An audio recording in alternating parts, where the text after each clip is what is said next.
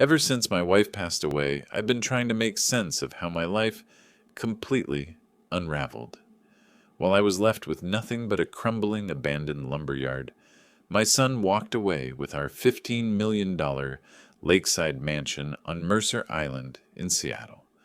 On the day the will was read, he looked me in the eye, called me a useless old man, and gave me exactly 21 days to get out of his life for good. With nowhere else to turn, I found myself driving through a relentless Washington rainstorm for 4 hours, heading deep into the Olympic Peninsula.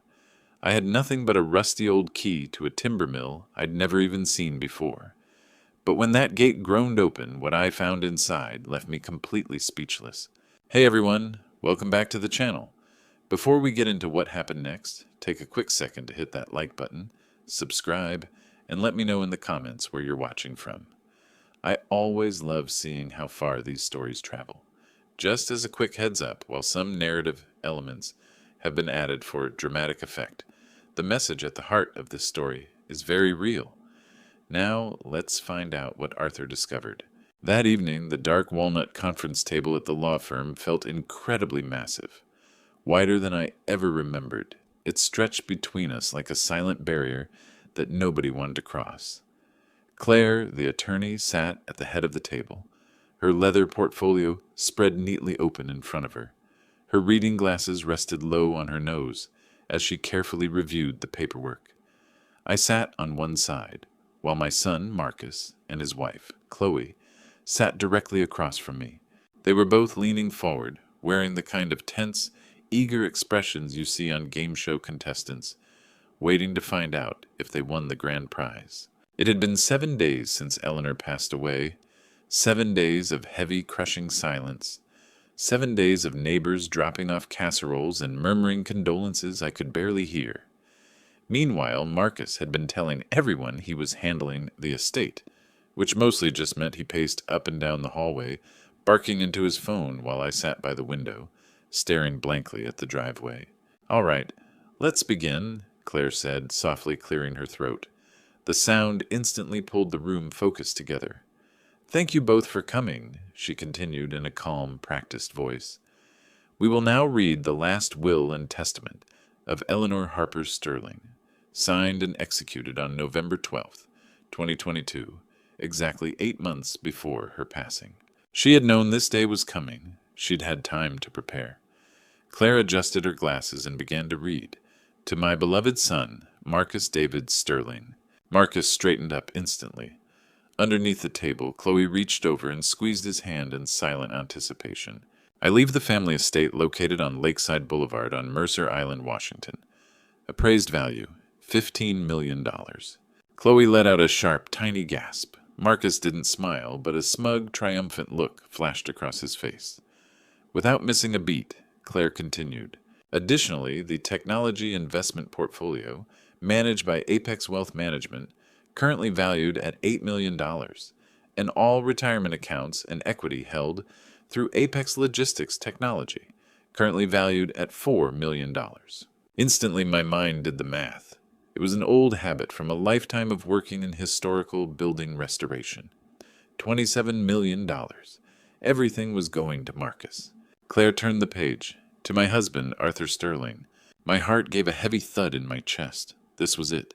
"I leave the family property located at Blackwood Ridge on the Olympic Peninsula, Washington, a total of 1,200 acres, including the defunct lumberyard and its outbuildings. County assessed value, $200,000. The room went completely dead silent. Marcus blinked. "Wait," he said slowly. "What?" Claire looked up calmly. "The Blackwood Ridge property. Your mother inherited it from her grandfather. It has been in the Harper family since the 1950s.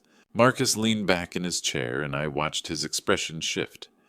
First came confusion, then calculation, and finally a look of pure disgust. "A bunch of useless woods," he said. "That's it? Dad just gets a patch of wilderness?" He laughed, a sharp, unpleasant sound. "Mom left him a collapsing shack and 1,200 acres of mud." Chloe nudged his arm. "Honey, don't. This is ridiculous." Marcus turned back to Claire. "There has to be a mistake. My dad can't handle a place like that. He's a retired carpenter who fixes up old houses. He knows absolutely nothing about forestry. That land is worthless. Claire's face remained entirely unbothered. The will is perfectly clear, she replied evenly. Your mother's instructions regarding the distribution of assets were highly specific. Marcus shook his head in disbelief. Specific, he muttered. What a joke. I knew I should have said something. I should have defended Eleanor, but my throat felt tight and the words wouldn't come. Why the lumber yard? Eleanor had never mentioned it once. I'd never even been there. Claire continued reading. There is also a sealed letter left for Arthur. She slid a thick beige envelope across the table. Your wife's explicit instruction is that this must only be opened once you arrive at the property. Eleanor's handwriting on the front was unmistakable. Arthur, open this at the lumber yard. Trust me. My hand shook slightly as I picked it up. Marcus abruptly shoved his chair back. This makes absolutely no sense, he said. I'm calling my lawyer. Claire folded her hands patiently. That is entirely your right. But I can tell you right now, your wife's estate planning was drafted by one of the most respected trust attorneys in Seattle. This will is ironclad. Challenging it will only cost you an enormous amount of money, and it won't change the outcome. Marcus stared at her for a moment, then turned his gaze to me. Dad, he said, you're not seriously going to just accept this, are you? My voice came out raspy, so I cleared my throat. Your mother wanted me to have that lumber yard? The lumber yard? He repeated, spitting the word out with pure disdain. You're 71 years old. What are you going to do out there? Live in some broken-down shed in the middle of nowhere? I don't know, I said quietly. I haven't seen it yet. Chloe stood up and gently placed a hand on Marcus's shoulder. Let's go, she whispered. Let your dad process all of this. Marcus grabbed his coat. As he reached the door, he stopped and looked back at me one last time. You know what, Dad? He said. Fine. Go enjoy your useless woods. But don't come crying to me when you realize Mom left you nothing but a massive property tax bill you can't afford.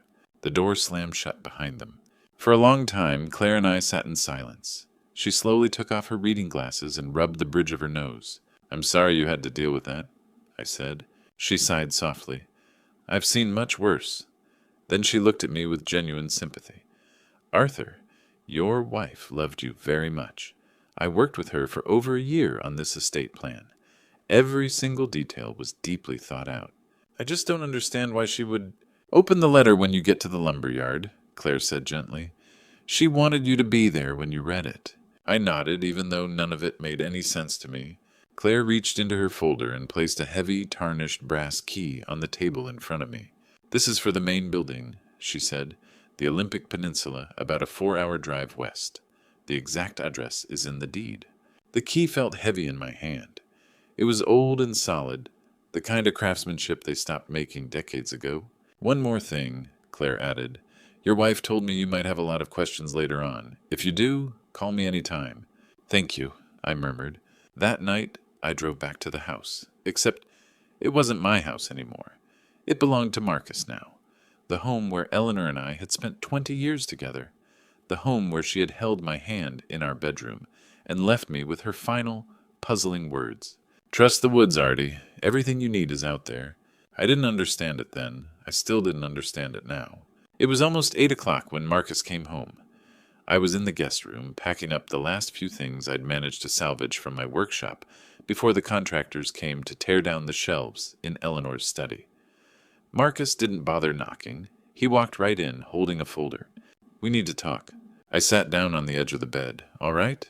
He handed me the folder. An eviction notice, he said coldly. Completely legal and official. You need to vacate the property by April 15th. I stared down at the paperwork. 21 days. Marcus, this is my home.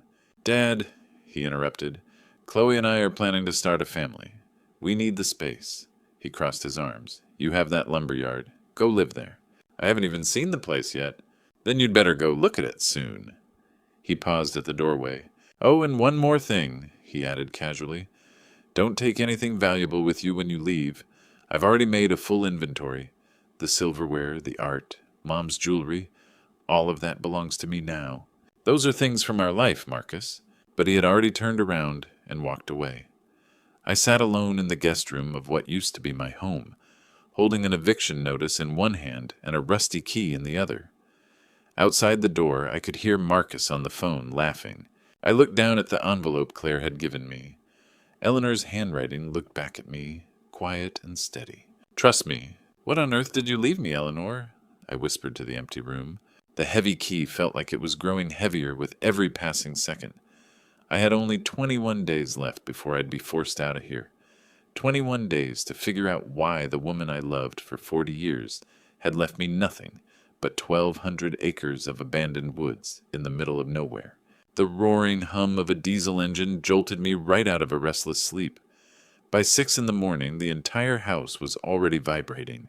For a fleeting moment, I just lay there in a daze, staring up at the ceiling. But the noise only grew louder, a chaotic symphony of clanking metal, idling engines, and men shouting directions at one another.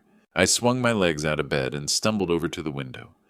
3 commercial construction vehicles were crammed into the driveway. Painted on the side of the white cargo vans was the name Vanguard Demolition Services. Workers in hard hats were busy unloading equipment, heavy toolboxes, extension cords, and steel crowbars. A massive metal dumpster scraped against the asphalt, unleashing a piercing metallic screech. Marcus was standing out on the front porch. He was wearing a sharply tailored suit, looking as though he were on his way to a corporate board meeting. He held a coffee mug in one hand, while casually pointing with the other toward the east wing of the house, Eleanor's former home office. A tight knot formed in my chest. I threw on yesterday's clothes and hurried downstairs. The front door was wide open, letting the crisp, chilly April sea breeze swirl through the hallway. Heavy work boots thudded against the hardwood floors. "Excuse me," I began, but a worker rushing past with a power drill almost collided with me. "Morning, sir," he said quickly. "You might want to stay clear. Today's demo day." Demo day. He said it so casually, the way someone might talk about moving day or painting day, just another routine job. I followed the noise to the end of the hall. Eleanor's office door was wide open. 2 workers were already clearing out the bookshelves, tearing down armfuls of books and tossing them straight into heavy black trash bags. A 3rd man was using a screwdriver to remove the brass nameplate from the door. E. Sterling, Chief Executive Officer. "Wait!" my voice cracked. "Those are her books. They belong to her father." Marcus appeared behind me, taking a slow sip of his coffee. "These guys are on a tight schedule, Dad," he said flatly. "Let them do their job. You didn't tell me they were coming today." "I told you the renovations were starting this week," he shrugged. "This is day 1. A worker picked up a picture frame from Eleanor's desk.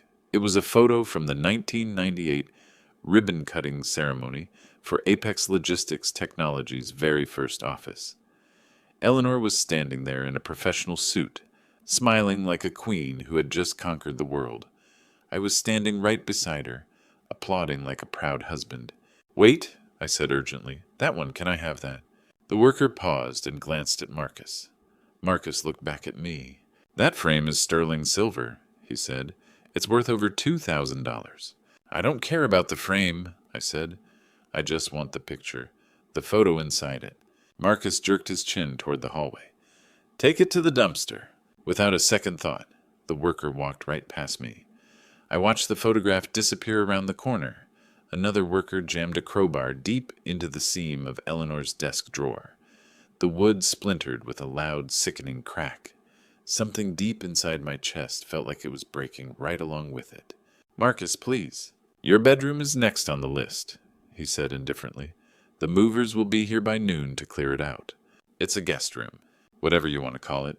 I couldn't watch any more of it. I retreated back upstairs, the chaotic sounds of demolition echoing behind me like distant thunder. Back in the guest room, I sat on the narrow bed. Only 20 days left before I had to leave this house forever. I pulled out my wallet. Inside was the only thing I had made sure to keep with me, a photograph from our wedding day on June 12th, 1984. I was 33 back then, a historical restoration carpenter making $30,000 a year. Eleanor was 29, a recent business school graduate holding an offer from a supply chain company whose name I could barely pronounce. We got married at City Hall. There was no grand reception, no lavish ceremony, Just two witnesses and a weekend honeymoon up at Mount Rainier. 2 years later, Marcus was born. I took 2 weeks off from work. Eleanor stayed home for 3 months before heading right back to the office. She hated sitting idle. She loved being out in the field, negotiating deals and traveling for business. I never minded it. I loved carpentry, the quiet peace of restoring old architecture, and most of all, I loved knowing our son had a mother who was brilliant, ambitious, and completely unapologetic about it. In 1996, Eleanor started her own company, Apex Logistics Technology. I still remember the night she told me about it at the kitchen table. "We still have a mortgage to pay," I told her, "and a 10-year-old kid." She just smiled. "Arthur," she said, "I know this industry inside and out. Trust me." She was right. By 2002, she was a multimillionaire. By 2008, we bought this mansion on Mercer Island. I kept working in restoration carpentry. She offered to let me retire early several times, but I always refused. I loved my workshop and the feel of the wood. Marcus grew up in this house. Private schools, brand new sports cars, ski trips to Whistler. Somewhere along the way, I watched him drift further and further away from us, or rather, just away from me. The pull of capital and wealth fascinated him far more than any genuine interest in people. Then came October 2021. Eleanor came home from a doctor's appointment, sat down at the kitchen table, and spoke the words that changed everything. "It's ALS terminal. The doctors gave her 2 years, maybe less." I shut down my workshop immediately. From that day forward, every single second of my life belonged to her. But even as the illness slowly drained her strength, Eleanor kept secrets. She made several quiet trips out to the Olympic Peninsula without ever explaining why. She held private meetings with Claire behind closed doors. The door to her home office was locked more and more frequently. "What are you working on?" I asked her once. "Just tying up loose ends," she replied with a tired smile. "Don't worry." I should have pushed for answers, but she was struggling for every breath. I couldn't bear to place any more weight on her shoulders. On March 15th, 2023, she was on her hospice bed in our room. Marcus came to visit for 20 minutes. Then he stepped outside to take a business call and never came back in. That night, Eleanor could barely speak, but she managed to reach out and pull me close. "Artie," she breathed, her voice barely a whisper. "I'm right here. Trust the woods, Blackwood Ridge on the peninsula." Her frail fingers gripped my hand with surprising strength. "Everything you need is out there." "Eleanor, don't let Marcus take it," she whispered. "Promise me." I didn't understand, but I promised her anyway. "I won't let him take it." Her eyes slowly closed. "I love you," she murmured. 40 years wasn't enough. "You were my everything," I said. The next morning she passed away at 68. The funeral was a small affair. Claire was there, along with a few executives from Apex. There was also an unexpected guest, Julian Vance, Eleanor's longtime corporate rival. He stood at the back of the room throughout the service, perfectly silent, watching with cold eyes. He never approached me and never offered his condolences. I thought it was strange at the time, but the sheer weight of grief made everything feel surreal. Now, sitting in the guest room, the sound of the power drills downstairs brought me back to reality.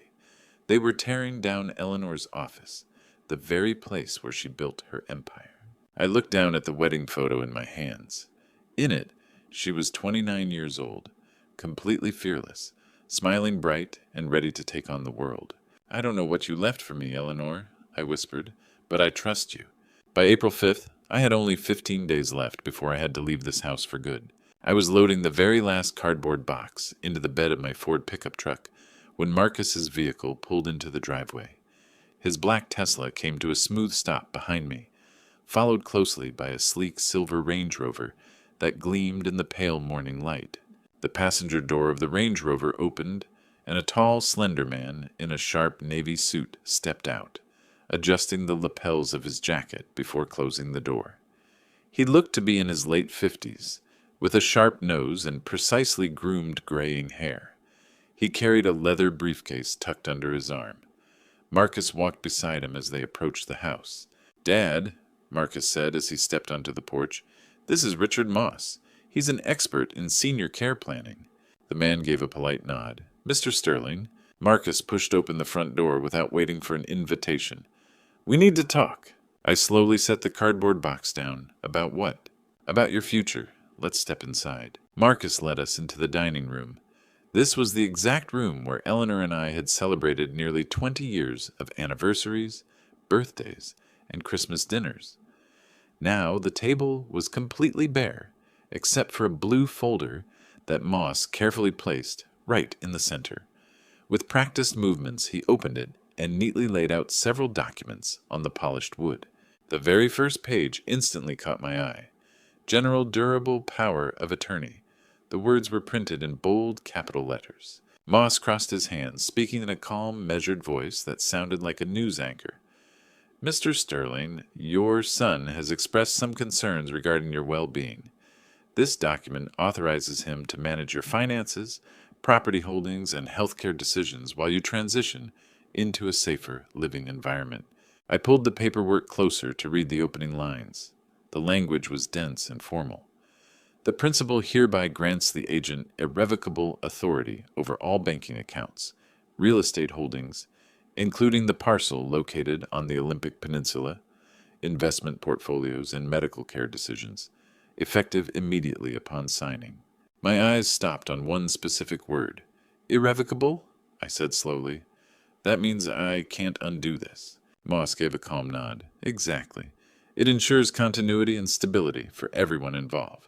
I flipped to the next page. Near the middle of the document, a paragraph was aggressively highlighted in bright yellow. Section 12, Emergency Guardianship. In the event that the principal is deemed incapable of managing their own affairs, the agent may petition the court for full guardianship without prior notice. A wave of panic hit my chest. I looked up and met Marcus's eyes.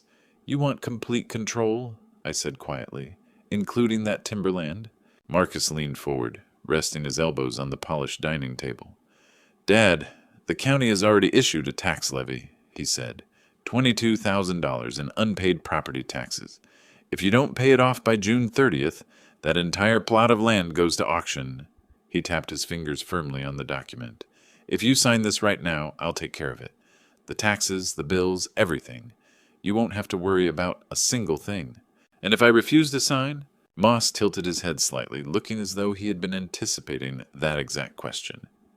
If that is the case, he said smoothly, we will proceed according to Washington state guardianship statutes. He paused for dramatic emphasis. Your son can petition the court for emergency guardianship. Given your age of 71, your recent loss, the fact that you live alone, and your current lack of a stable income stream, a judge is highly likely to grant him temporary control over your assets within 72 hours. I stared at Marcus for what felt like an eternity. For a split second, I saw the little boy he used to be, the 8-year-old standing by the kitchen sink, crying because his goldfish had stopped moving. Dad, he had asked back then, does it hurt them when they stop swimming? The memory vanished as quickly as it came. The person sitting before me now was just a man in an expensive suit, staring back at me without a hint of hesitation. You would really do that to your own father? I whispered. I'm trying to help you, Marcus said coldly. You aren't thinking clearly right now? I closed the folder and slowly pushed it back across the table. Get out of my face. Moss stood up immediately, snapping his briefcase shut with a sharp click. Marcus remained seated for a moment longer, studying me. You have 2 weeks left, he finally said. He stood up and adjusted his suit jacket. Think long and hard about it, because if you don't sign that paperwork, I'll file the petition and let a judge make the choice for you. Neither of them waited for me to reply. A moment later, the heavy front door slammed shut. Through the window, I watched the silver Range Rover pull away from the curb. The house sank right back into a dead, crushing silence. 5 days went by. It was now April 10th. I was clearing the last few belongings out of the guest room when I noticed the recycling bin sitting out by the curb. Marcus had been throwing things away all week. Old financial files, ancient manila folders, anything he considered useless clutter. The bin was completely overflowing. A thick manila folder had slipped loose and fallen onto the driveway. As I pulled the bin closer, I noticed the label written across the tab. Dad, living options. It was written in Chloe's distinct, loopy, cursive handwriting. I opened the folder. Inside were several glossy, high-end brochures for a place called Sunrise Pines Senior Retreat, Spokane, Washington. On the cover was a photo of a low brick and timber building surrounded by a dull, unkempt lawn. Inside were pictures of the dining facility, flickering fluorescent lights, plastic meal trays, and elderly residents sitting quietly in wheelchairs beneath a muted television mounted on the wall. Tucked beneath the brochures was an official contract. Resident name, Arthur Sterling. Unit type, Wing B, semi-private shared room. Monthly fee, $4,200. Deposit, $8,400. Completely non-refundable. My stomach churned. Then I noticed the very next line. Move-in date, May 10th, 2023. Authorized by Marcus Sterling, holding power of attorney. The resident's signature line was completely blank. He was just waiting for me to sign that blue folder Moss had brought over. But then another detail caught my attention. The date printed neatly at the bottom of the contract. January 15th, 2023. I read it over again, slowly. January 15th. That was 2 full months before Eleanor passed away, while she was still alive. While she was lying upstairs in her hospice bed, struggling for every single breath, Marcus had already signed the paperwork to send me away. My hands began to shake uncontrollably. I pulled out my phone and typed a quick search. Sunrise Pines Retreat Spokane Reviews. The results popped up instantly. A dismal 2.1 stars across 47 reviews. I clicked on the very first one. My father was left in a soiled bed for 6 hours without any assistance. The staff completely ignores the call buttons. The next one read, "The food is absolutely terrible. My mother lost 15 pounds in 2 months. When I complained, they told me she was just adjusting." Another one stated, "Cockroaches in the restrooms. Management promises to bring in exterminators, but nothing ever gets done." And a final one read, "My mother's wedding ring went missing from her room. Staff claimed she misplaced it herself. 0 investigation." I used my phone to snap a clear photo of every single page inside that folder, the contract, the brochures, and every single review. Then I walked quietly out to my pickup truck. I opened the heavy tool chest in the truck bed and slid the folder, deep underneath a thick wool blanket and an old metal toolbox, hidden away, safe. Back inside the house, I sat on the edge of the narrow guest bed. 10 days left. Marcus had orchestrated this entire plan while Eleanor was still alive.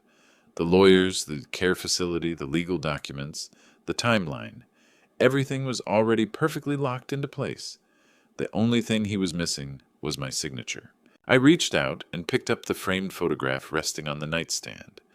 Eleanor, in 1998, standing proudly in front of her very first logistics warehouse, smiling like she had just won the lottery. "Did you know about this?" I whispered softly to her picture. "Did you see all of this coming?" Outside, a dog began to bark a few streets over. A heavy truck rumbled past the front of the house. I carefully placed the photo into my canvas duffel bag, switched off the bedside lamp, and lay down in the pitch black. The old house gave a quiet groan around me. 10 days. 10 days until I could leave this place behind forever. 10 days until I finally discovered what Eleanor had left for me out at that abandoned lumberyard on the Olympic Peninsula. By April 13th, I was down to my last 2 days. The envelope arrived with the afternoon mail. It was a thick beige packet bearing the return address of the Clallam County tax assessor on the Olympic Peninsula. I tore it open right by the mailbox, the stiff paper rustling in my hands. The words inside were printed in a bold, heavy typeface. Notice of delinquent property taxes. Property description, 1,200 acres, Blackwood Ridge, Section 14, Township 25 North, Range at East. Owner of record, Arthur Sterling. Total amount due, $28,577.43. Due date, June 30th, 2023. Failure to pay. Pursuant to Washington State Code, the property will be subject to public auction.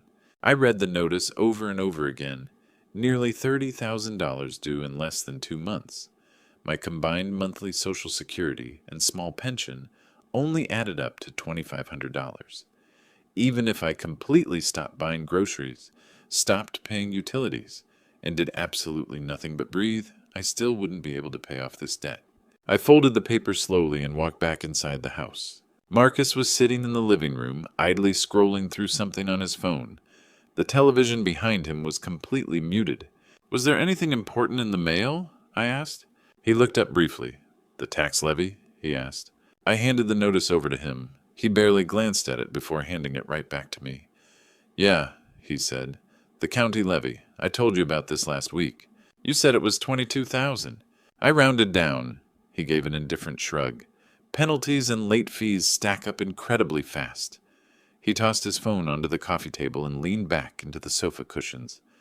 "Look, Dad, I've been thinking about this whole situation." I stood there waiting for him to continue. "You can't afford that bill," he went on. "And honestly, that lumberyard is completely worthless. It's just 1,200 acres of mud and a collapsing mill in the middle of nowhere." He crossed his arms tightly. "But I'm willing to bail you out. I'll buy it from you." The offer hung heavily in the air between us. $80,000, Marcus said, all cash. I just stared at him. 80 grand is way more than that plot of land is actually worth, he said quickly. "Trust me, I'm being incredibly generous here. And what about the back taxes?" "I'll take care of it," Marcus said. "Consider it a favor to keep it in the family." I slid the notice back into my jacket pocket. "I'll think about it." Marcus had already picked his phone back up. "The deadline is June 30th, he added casually over his shoulder. "After that, the county auctions the property off, and you walk away with absolutely nothing." I didn't give him an answer. I just turned around and walked upstairs. Later that evening, my phone began to ring. It was Claire, the attorney. "Arthur," she said as soon as I answered, "do you have a moment to talk?" I stepped out onto the back porch. The yard was completely dark now. The garden beds that Eleanor used to care for so meticulously had been reduced to patches of turned dirt after Marcus hired contractors to tear out the landscaping. "Yes," I said quietly, "I have time." "I heard that Marcus made you an offer to buy the lumberyard. 80,000. How do you know about that?" I asked. "Because he called my office this afternoon," Claire replied. "He wanted to know if the estate could clear the tax levy, and I informed him that it couldn't. The levy is entirely valid, and Eleanor's instructions were very explicit. That land belongs to you." I leaned heavily against the wooden porch railing. "Claire, I can't pay nearly $30,000 in taxes. My pension barely covers basic living expenses." "I know," she said gently. "But Arthur, that property is worth significantly more than whatever Marcus is offering you. Do not sell it under any circumstances. Don't sell it to him, and don't sell it to anyone else. Not yet." I gripped the wooden railing tighter. "Then what am I supposed to do?" "Go out to the lumberyard on April 15th, she told me. "Do exactly what Eleanor asked you to do. Then open that envelope." "Claire," I said, a wave of frustration creeping into my voice, "I need more than riddles. If I lose that land—" "You're not going to lose it." Her tone shifted, becoming firm and absolute. "Arthur, 18 months ago, Eleanor placed that lumberyard into an irrevocable trust. The property is registered entirely in your name." I blinked, trying to process the words. "No power of attorney can touch it," Claire continued. "No probate court can seize it, and no creditor can lay a claim to it. Legally speaking, Marcus has absolutely zero authority over that land." I slowly sank into a chair on the porch. "Then why is he in such a desperate hurry to buy it?" "Because he knows something you don't," Claire said, pausing for a moment. "And Eleanor knew he would try to make a play for it. There is far more inside that envelope than you think. Trust her. Just wait 2 more days." "What about the tax levy?" I asked. "What if the county puts the property up for auction before then?" "They won't," Claire replied calmly. "The trust contains a specific clause that covers delinquent taxes. I've already filed an extension with the assessor's office this morning." A massive weight lifted from my chest. "You now have until September 30th to clear the levy. Are you sure? Absolutely sure?" "Eleanor anticipated everything," she said, her voice softening. "Arthur, I can't tell you what's inside that envelope. She made me swear to secrecy.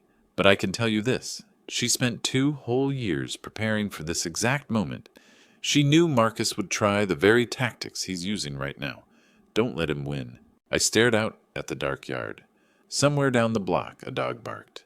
The headlights of a passing car swept across the fence. All right, I finally said. I'll wait. Good. And Arthur? Yeah? Don't sign anything. No powers of attorney, no sales contracts, nothing. If Marcus pressures you again, call me immediately. I will. 2 days, she said. Then everything will make sense. The line went dead. I sat on the porch for a long time after the call ended. The tax notice felt heavy in my pocket. Claire's words spun endlessly in my mind.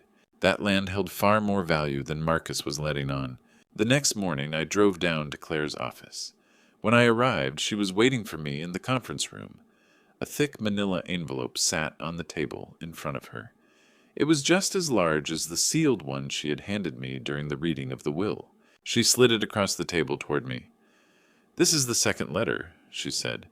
Eleanor left instructions for me to hand this to you on April 14th, the day before you head to the lumberyard to open the sealed one. I picked it up carefully. My name was written across the front in Eleanor's handwriting, sharp, slanted, and unmistakable. What's inside? I asked. Claire shook her head. I don't know. She sealed it herself. She folded her hands on the table.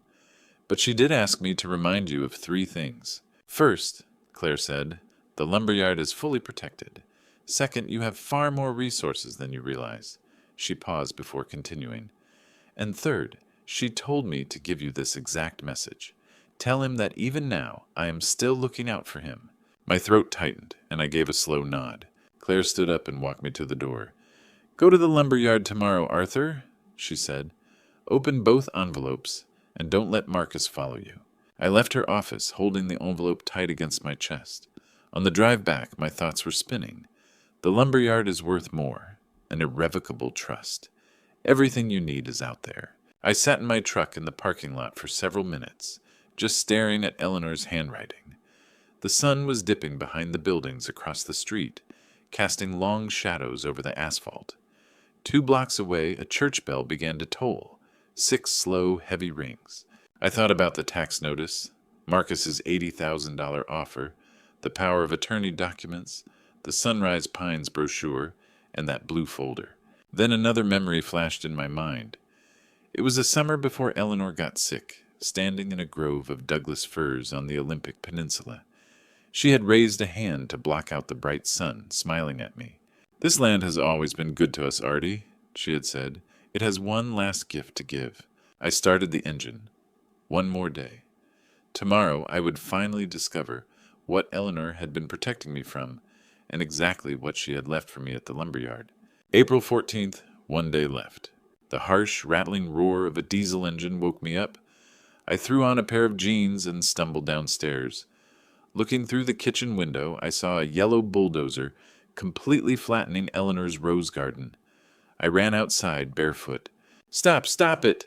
The operator, a young guy in a high-visibility vest, shut down the engine. Marcus stepped out from around the side of the house, holding a clipboard. What are you doing? I shouted. Landscaping crew, Marcus said calmly. I'm putting in a pool. We break ground today. That was Eleanor's garden. It's my house now. He turned back to the operator. Keep going. The engine roared back to life. The bulldozer's blade sliced into the soil, instantly tearing through the hybrid teas and lavender. 20 years of meticulous care were uprooted in a matter of seconds. I stood frozen in place, my chest tight and my fists clenched. Then I spotted a single bush, still standing at the very edge, untouched. It was a yellow rose she had planted on our 25th anniversary. She chose yellow because it was the color of the dress she wore the day we met. Every June it bloomed as bright as sunshine. I bypassed Marcus, ignored the bulldozer, and dropped to my knees in the dirt. The bush was small, about 3 feet high, with shallow roots. I began digging frantically with my bare hands. Dad, what are you doing? I didn't answer. I just dug faster, scooping up the soil and pulling at the roots until my fingers hit a rock. I shoved it aside. The bush loosened. I carefully lifted it up, cradling the root ball as dirt spilled down my forearms. Marcus took a step closer. You can't take that. I turned and looked at him. For a long moment, neither of us said a word.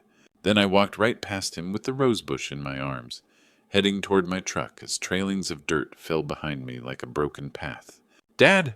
I didn't stop. I placed the bush gently in the truck bed, wrapped the roots in a tarp I found behind the seat, and drove away. In the rearview mirror, Marcus was standing in the driveway, phone pressed to his ear, watching me leave. That afternoon, I replanted the yellow rose in an old whiskey barrel on the porch of the lumberyard. The house was tiny, wood-framed and heavily weathered, with a sagging porch, peeling paint, and torn screen doors. But it was quiet. It was mine. I watered the rose until the soil turned dark, then sat on the porch steps, staring out at the clearing. 1,200 acres of wilderness, overgrown with brush and wild fir trees, stretching all the way to the horizon. No neighbors, no bulldozers, just the wind and the open sky. I thought about the sealed envelope waiting inside, Claire's words about having everything I needed, and Eleanor's voice echoing in my head, "Trust the woods." One more day. Tomorrow I would open it. Tomorrow I would know. I couldn't sleep that night. I lay on an old cot in the front room with the window cracked, listening to the crickets. Around 11 o'clock, my phone buzzed. It was a text from Marcus. Thought about my offer. 80 grand is good until Friday. I didn't reply. 10 minutes later, the phone rang. Marcus's name flashed on the screen. I almost declined it, but stopped. A gut instinct told me to answer and immediately hit the mute button on my end. Marcus had no idea I was listening. "Yeah, I'm at the house." His voice was low and tense. "He drove out to that dump today. Took some stupid rosebush with him." A pause. Someone else was speaking on the other end, but I couldn't hear them. I know. But the tax levy is only 28 grand. If he discovers what's underneath that land, Fenlai." Another pause. "The geothermal rights? A whole reservoir block. If he finds out before I get him to sign, we lose all our leverage." My heart hammered against my ribs. I scrambled to open the voice recorder app on my tablet with shaking hands and hit record, holding it close to the phone. "The guardianship petition is ready. Moss said if he doesn't sell, we file on Monday. Then we place him in that facility in Spokane, and I take over as conservator. After that, the land is ours." I could barely breathe. No, he doesn't suspect a thing. Claire's been feeding him some line about a trust, but she doesn't know the full scope. Neither does he. Marcus let out a short, bitter laugh. The old man spent his whole life fixing up rotting wood. He has absolutely no clue what he's sitting on. Silence. Then Marcus spoke one last time. "Friday. If he hasn't sold by Friday, we take it to court. I'm done waiting." The call clicked off. I sat in the pitch black, my mind racing while the tablet screen glowed. I stopped the recording and played it back. Marcus's voice came through crystal clear. Geothermal rights. Reservoir block. Guardianship petition. Send him to Spokane. I saved the file, backed it up to the cloud, and labeled it Marcus Call, April 14th. Then I lay back down on the cot, staring up at the ceiling. Outside, the wind rattled the screen door. A coyote howled somewhere far in the distance. Marcus hadn't offered $80,000 out of generosity. He was trying to steal what lay deep beneath this soil, something worth far more than he would ever admit. And Eleanor had known it all along. I thought about the sealed envelope tucked inside my canvas bag, the irrevocable trust, Claire's warnings, and the 25-year-old yellow rose now resting on the porch. Tomorrow, I would open that envelope. Tomorrow, I would uncover exactly what Eleanor had been protecting and what Marcus was trying to destroy. I closed my eyes, but sleep never came. I just listened to the wind, waiting for the dawn. April 15th, 6 in the morning. The morning sun streamed through the tall windows of the guest room, casting long, pale beams across the bare wooden floorboards. The house felt entirely hollow now. Most of the furniture had already been cleared out, leaving faint outlines in the dust where our things used to belong. I had already packed everything I owned into a single canvas duffel bag, a cardboard box filled with architectural sketches and books, and Eleanor's framed photo wrapped carefully in a folded towel. Everything else left in this house belonged to Marcus now. I had no interest in taking anything else. As I was folding my very last shirt, something slipped out from the pocket of an old cardigan of Eleanor's. It was the gray wool one she used to wear on chilly mornings. I had pulled it from her closet 2 weeks ago, right before Marcus cleared out the entire space. A small scrap of paper fluttered down to the floor. I picked it up. It had been torn from a legal pad, its edges rough and uneven. The ink was slightly faded, but the handwriting was unmistakably hers. Check lumberyard attic, safe. Trust Claire and Silas. I read the words again.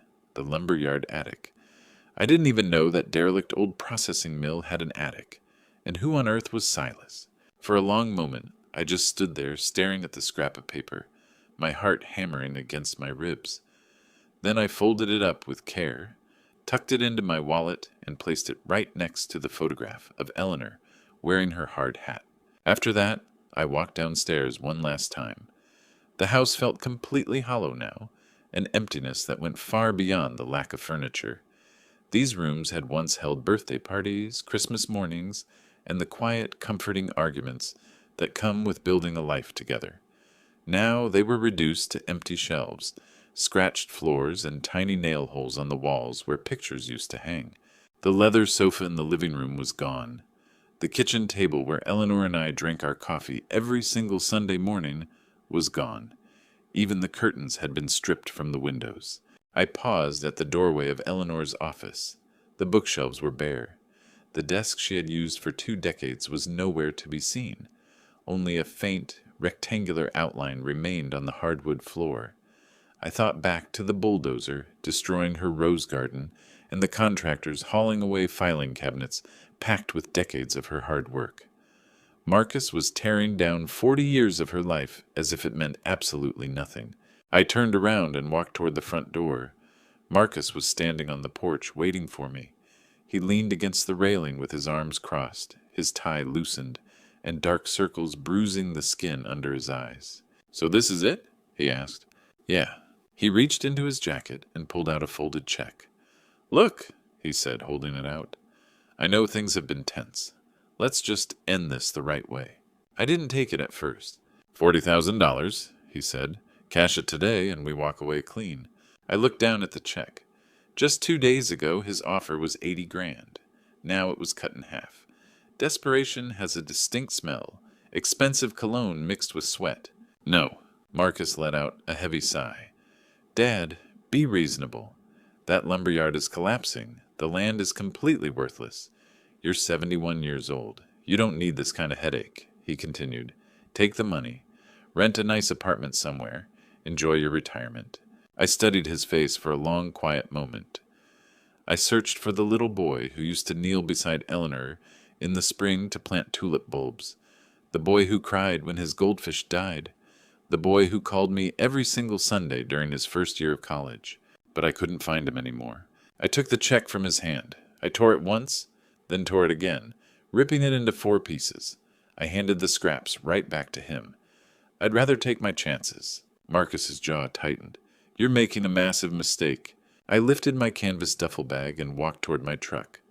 Behind me, I heard Marcus shout something, but I didn't stop to listen. I placed the bag on the passenger seat, climbed into the cab, and started the engine. In the rearview mirror, I watched him stand on the porch with his hands shoved deep into his pockets, watching me drive away. As I made the turn at the end of the street, I didn't look back. The drive to the Olympic Peninsula took nearly 4 hours.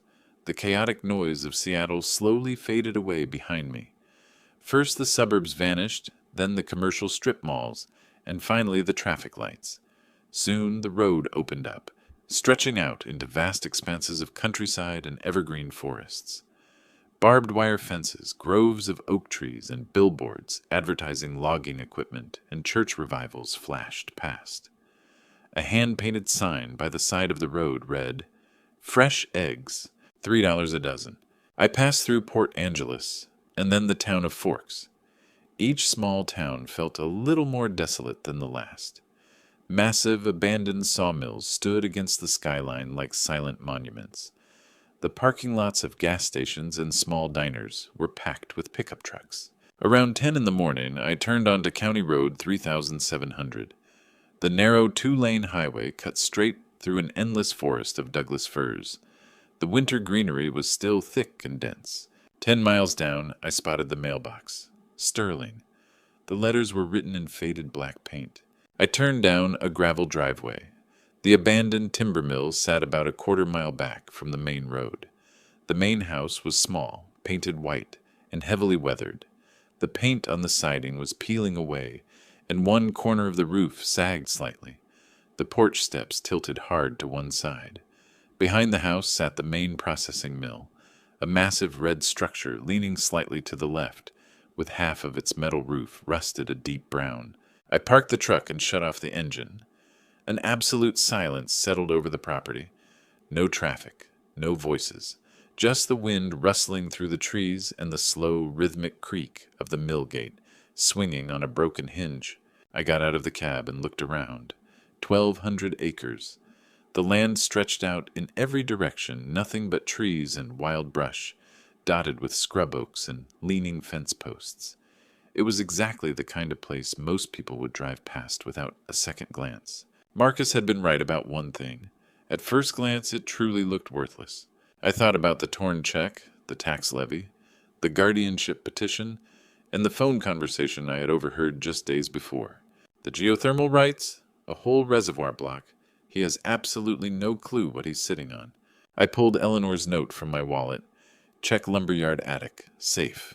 I turned my eyes toward the mill and then back to the main house. The rusty key Claire had given me was still heavy in my pocket. I climbed the tilted porch steps, the wood groaning beneath my boots. Right next to the door sat the whiskey barrel, where I had replanted the yellow rose the day before. It already looked a little stronger, holding on to its life. I slid the key into the lock. With a heavy metallic click, it turned. The door pushed open slowly, sending dust motes swirling into the dim light. The air inside smelled of dry wood and old paper. The house was smaller than I imagined. A single main room served as both the kitchen and living area. There was a narrow bed hidden behind a faded curtain, a metal-framed cot, a folding card table, and an old trunk resting against the far wall. I stepped inside and closed the door behind me. Resting on the table were 2 envelopes. One was the sealed packet with the red wax from the reading of the will. The other was the one from Claire's office, my name written across it in Eleanor's familiar hand. I set my duffel bag down and walked slowly toward the table. Outside, the wind rattled the window pane. I reached out and picked up the sealed envelope. "All right, Eleanor," I whispered softly. "Show me." I broke the red wax seal. It was 3 in the afternoon on April 15th. I sat alone at the small card table, staring down at the 2 envelopes in front of me. Outside, the wind swept through the trees, making the loose boards of the old house rattle. Every now and then, a strong gust hit the walls, causing the windows to tremble slightly in their frames. Out on the porch, the yellow rose swayed gently in the wind. I reached for the first envelope, the one Claire had handed me yesterday afternoon. My name was written across the front in Eleanor's unmistakable script. I held it for a moment, then tore it open. Inside was a single sheet of paper. I unfolded it slowly. "Artie, if you're reading this, you've made it to the lumberyard. I'm so sorry I couldn't explain everything while I was still here. Some truths are safer written down than spoken aloud. Go to the processing mill. The entrance to the attic is in the northwest corner, hidden behind the stack of old timber boards. There's a chest up there. The rusty key from the will opens it. Everything you need is inside. I love you. I have always loved you. E." I read the letter once, then read it again.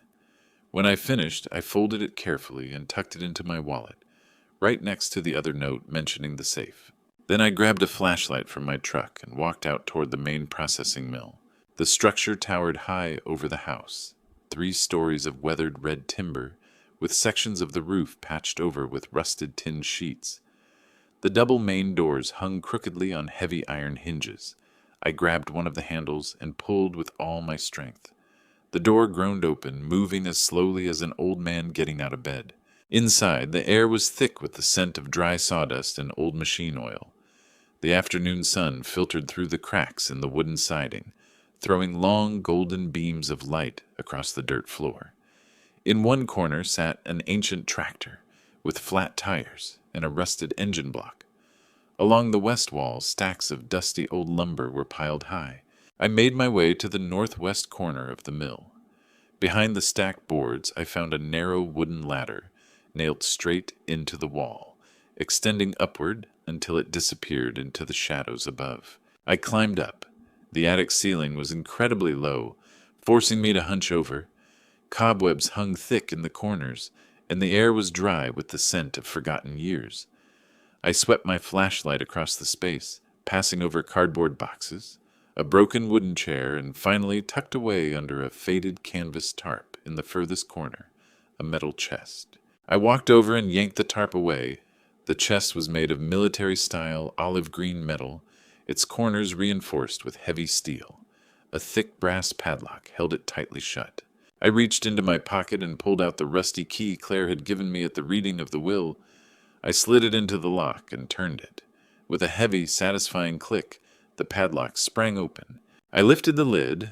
Inside, 4 thick folders were arranged in perfect order. Each one was labeled in Eleanor's neat, precise handwriting. Geological Assessment Report. Marcus, Evidence, labeled in red.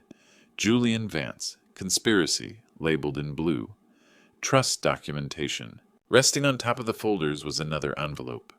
My name was written across the front. With trembling hands, I opened it. Artie, if you are reading this, it means I am gone, and Marcus has already tried to take the lumberyard from you. There are 3 things you need to understand. First, over the past 18 months, Marcus has stolen $600,000 from our family foundation. He forged my signature on withdrawal slips, moved the funds through shell accounts, and lied to our accountants repeatedly. The evidence is in the red folder: bank statements, surveillance photos, and forged documents. I discovered what he was doing in April of 2022. I never confronted him. Instead, I began documenting everything. Second, since November of 2021, Marcus has been working behind the scenes with Julian Vance, my longtime rival in the venture capital world. They plan to combine forces, place you in a care facility through a fraudulent guardianship petition, and seize control of this timberland to sell off the resource rights. The blue folder contains their emails, contracts, and wire transfer records. Everything you need to expose them is right here. Third, directly beneath this soil lies a massive geothermal reservoir and a high-concentration lithium brine deposit. Geological assessments estimate that the mineral and clean energy rights beneath this plot are worth approximately $40 million. I have already negotiated a partnership agreement with Cascade Geothermal. They will cover all drilling and development costs, and you will retain 75% of the net royalties. The projected income is between $3 and $4 million annually. The details are in the trust documents. 18 months ago, I transferred this entire property into an irrevocable trust under your name. Marcus cannot touch it. No power of attorney, no guardianship order, and no creditor can legally claim it. Section 504B contains a strict morals clause. If Marcus challenges the will, commits fraud, or collaborates with specific designated individuals, he forfeits his entire inheritance and faces federal prosecution. Claire has copies of all these documents. She will protect you. Artie, I know this hurts. I know you want to believe Marcus is still the boy who helped me plant roses in the garden. But he is not that boy anymore. He made his choices. Do not protect him, and do not let him manipulate you any longer. Protect yourself. Protect this land. This is your future now. I love you, Artie, more than I ever had the breath to say out loud. Trust the woods. Eleanor, I read it once, read it twice, and then read it a third time. My hands were shaking so violently I had to set the paper down on the cold floor. $600,000 over 18 months. Forged signatures, shell accounts, all while Eleanor was battling the final stages of ALS. While she needed my help just to walk across the bedroom, and while I sat by her side through the night, reading her favorite books out loud to comfort her. I opened the red folder. The very first page was a timeline, written out in Eleanor's own handwriting. Marcus Sterling Embezzlement Timeline. December 15th, 2021. Withdrew $75,000 from the Apex Foundation operating account. Forged signature authorization. Funds transferred to account ending in 7743, Marcus's personal account. March 3rd, 2022. Withdrew $120,000 from the joint investment portfolio. Submitted fraudulent power of attorney to the bank. Security photo confirms Marcus at the teller window at 2:47 p.m. August 22nd, 2022. Withdrew $200,000 from the retirement fund. Used a fabricated hardship claim to bypass early withdrawal penalties. Notarized signature does not match known samples. January 10th, 2023. Withdrew $205,000 from the Apex Tech executive bonus pool. Wire transfer traced directly to Marcus's home office AP address. Total stolen, $600,000. Beneath the timeline were the supporting documents. Bank statements aggressively marked with yellow highlighter. Withdrawal slips bearing Eleanor's forged signature. The loops were drawn too tight, the slant completely wrong. Security photos from the Fidelity branch showing Marcus standing at the counter in his designer suit, and a hardship affidavit signed just 3 days after Eleanor received her terminal diagnosis. At the very bottom of the folder was a sticky note from Eleanor. Discovered April 12th, 2022. Monitored him for 6 months and documented every single transaction.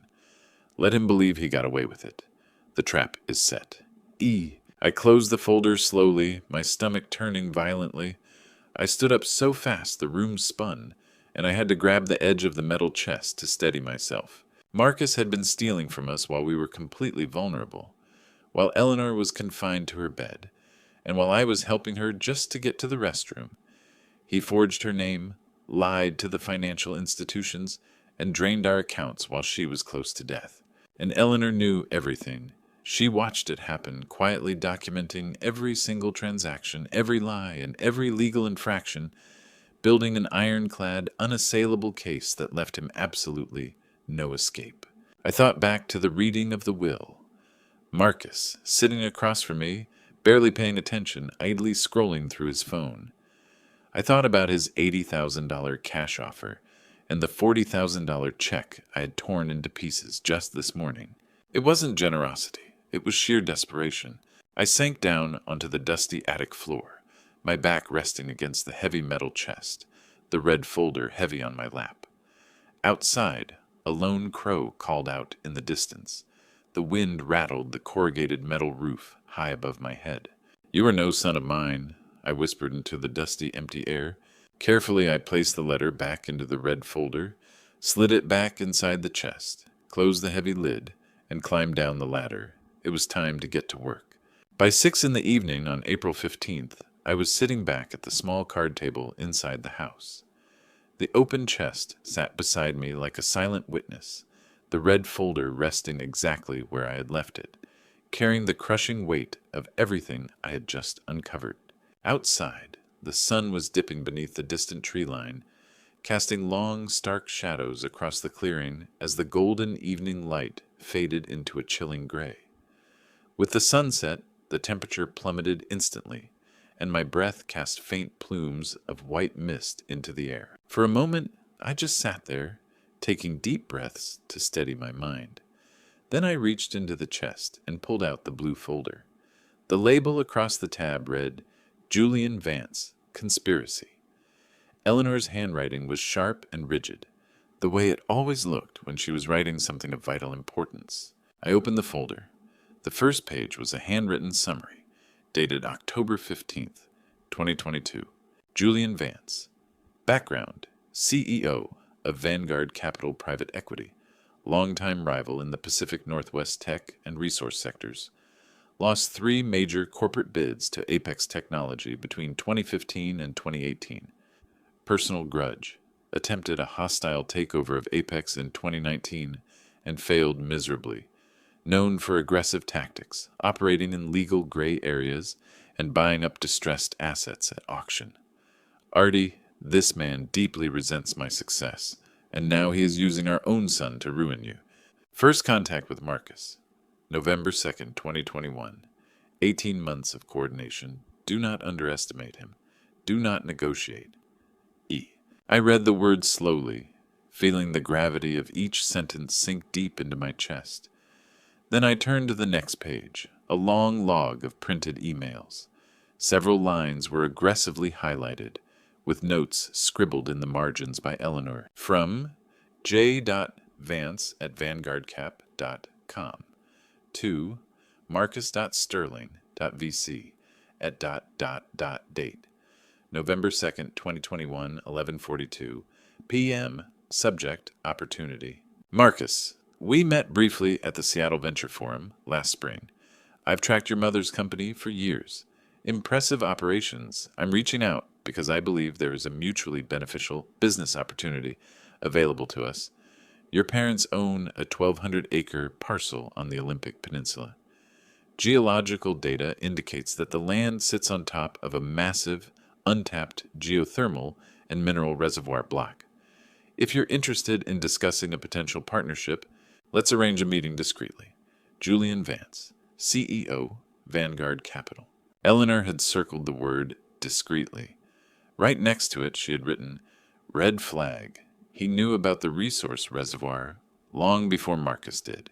I turned to the next page, another email dated November 9th, 2021, from marcus.sterling.vc at ... to j.vance@vanguardcap.com. Julian, definitely interested. My parents have absolutely no clue what that land is actually worth. What is your proposal? Eleanor's note in the margin was cutting. Marcus sold us out in a single sentence. My jaw tightened as I kept reading. Next was a series of printed text message screenshots from December 2021. Julian, December 14th, 10:47 p.m. I need the geological assessment reports. Can you get into your mother's private files? Marcus, December 14th, 11:03 p.m. She keeps everything locked down tight. I'll figure something out. Julian, December 22nd, 9:15 a.m. Time is money, Marcus. Find a way. Marcus, December 22nd, 10:08 a.m. On it. Beneath the printed text was a bank transfer record dated January 28th, 2022. Vanguard Capital had paid Marcus Sterling $50,000, labeled simply as consulting services. Eleanor's handwritten note beneath the record read, the first payout.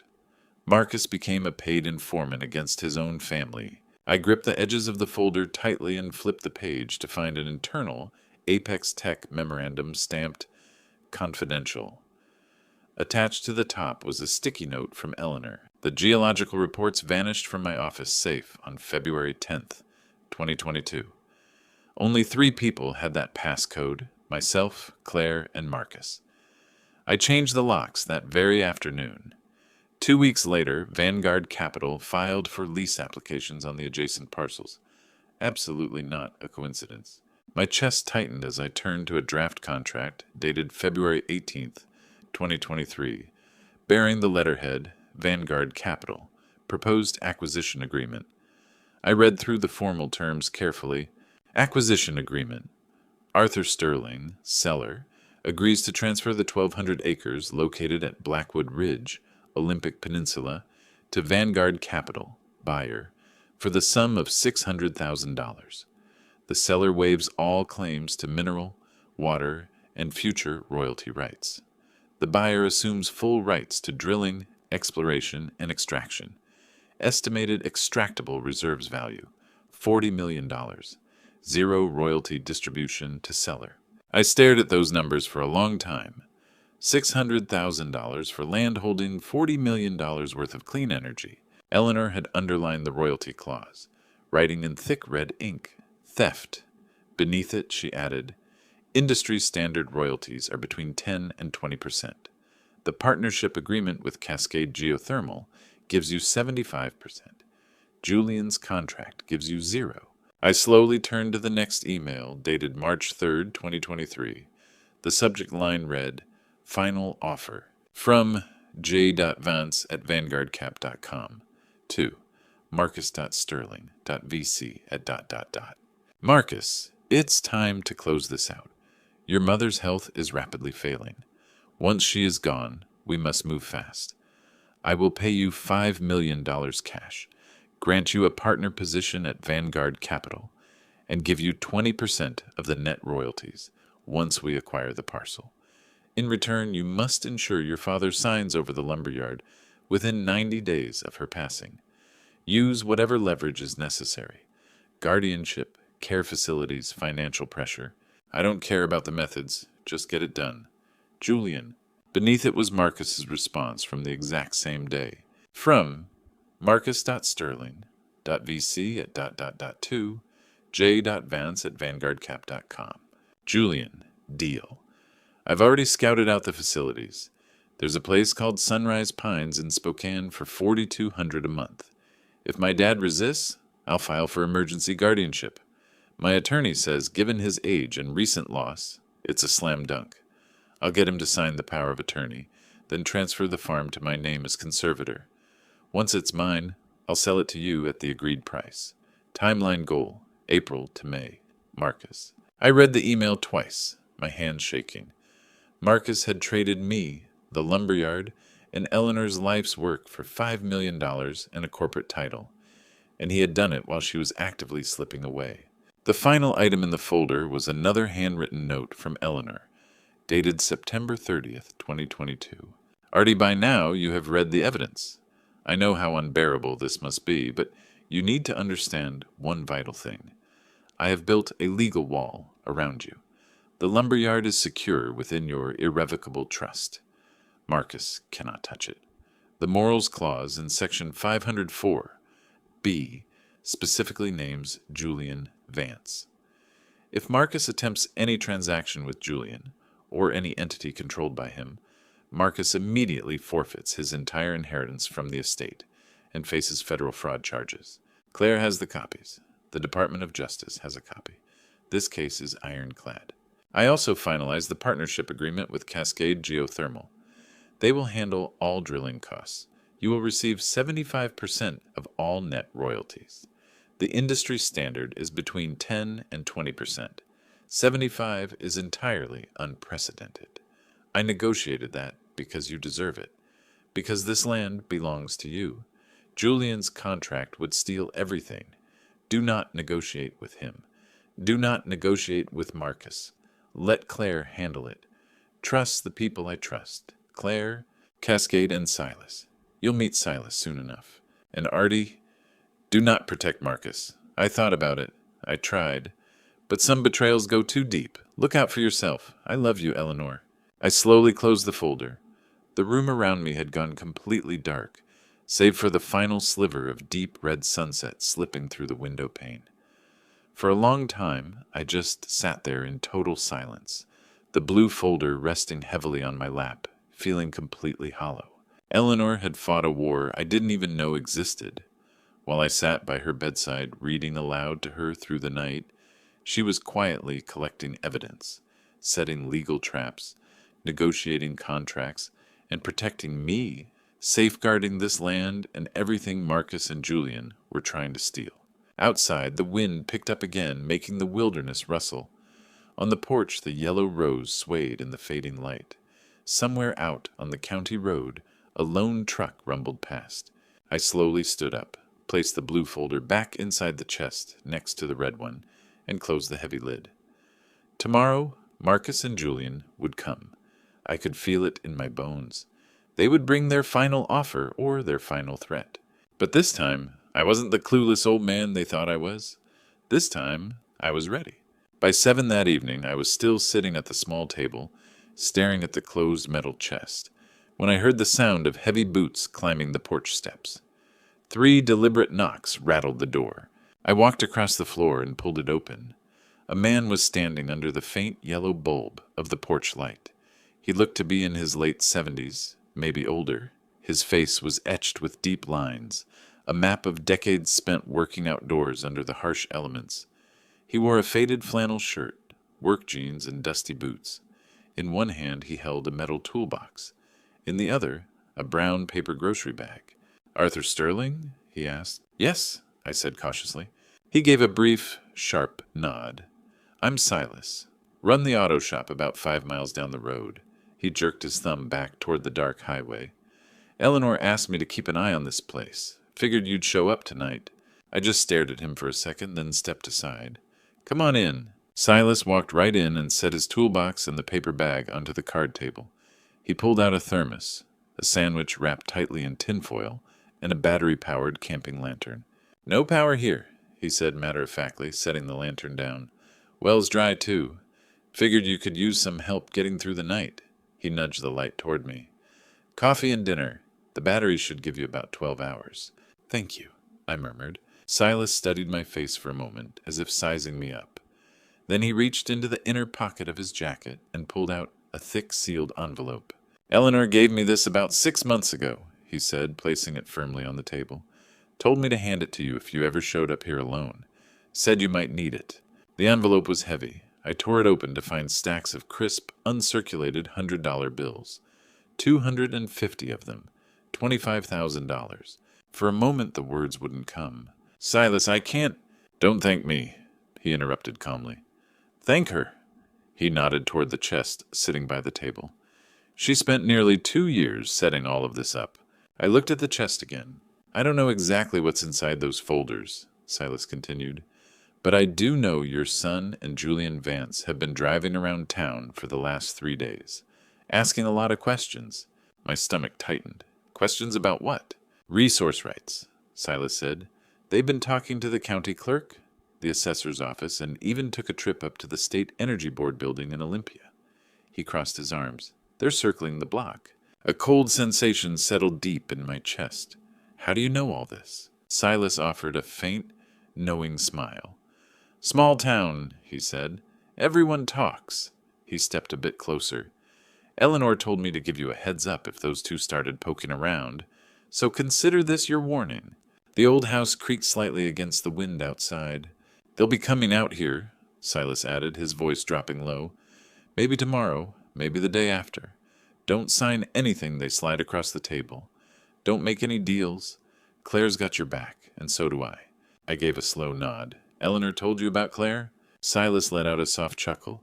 She told me a lot of things. He picked his toolbox back up. Oh, and one more thing.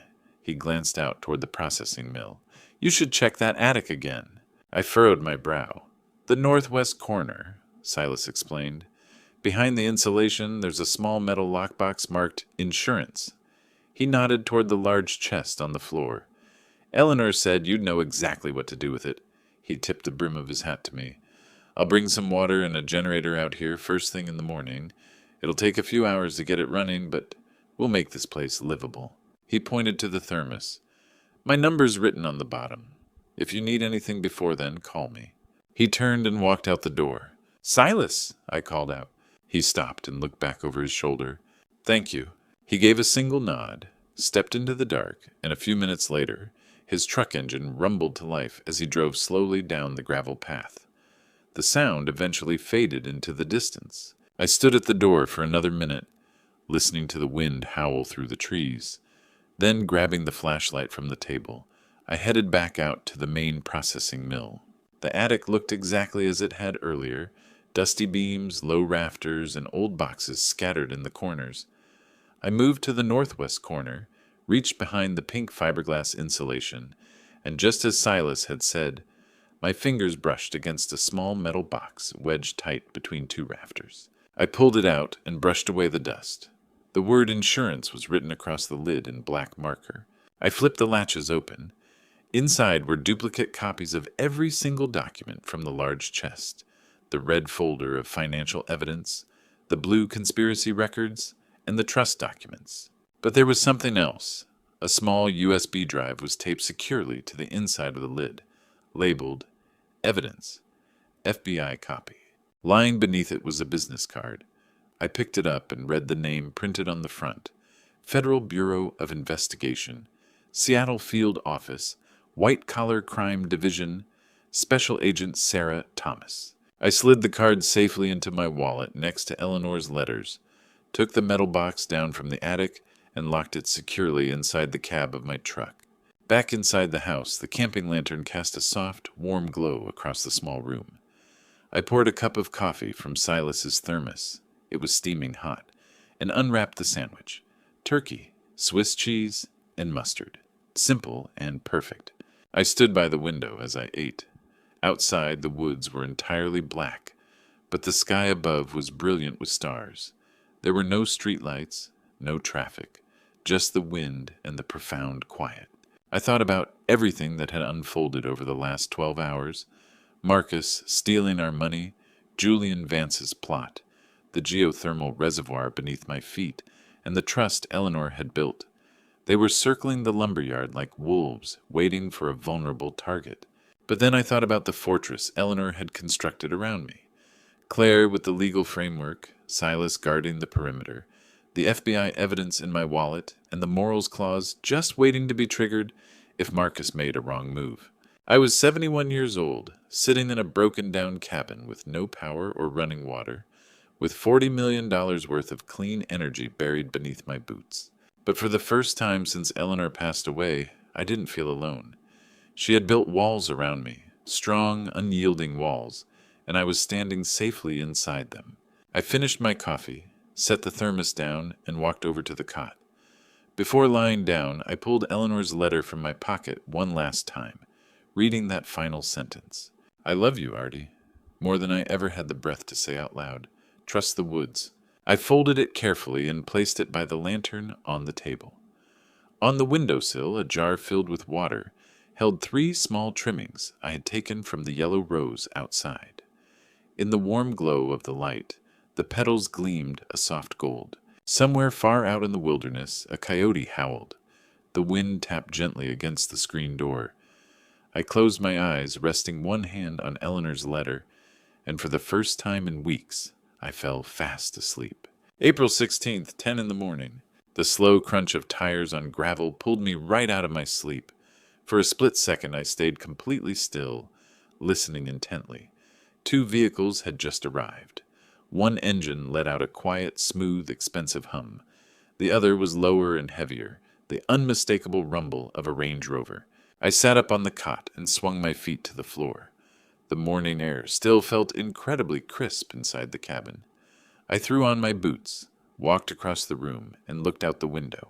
A black Tesla sedan had pulled to a stop near the front yard. Right behind it was a silver Range Rover. Marcus stepped out of the Tesla first. Suit, tie, sunglasses.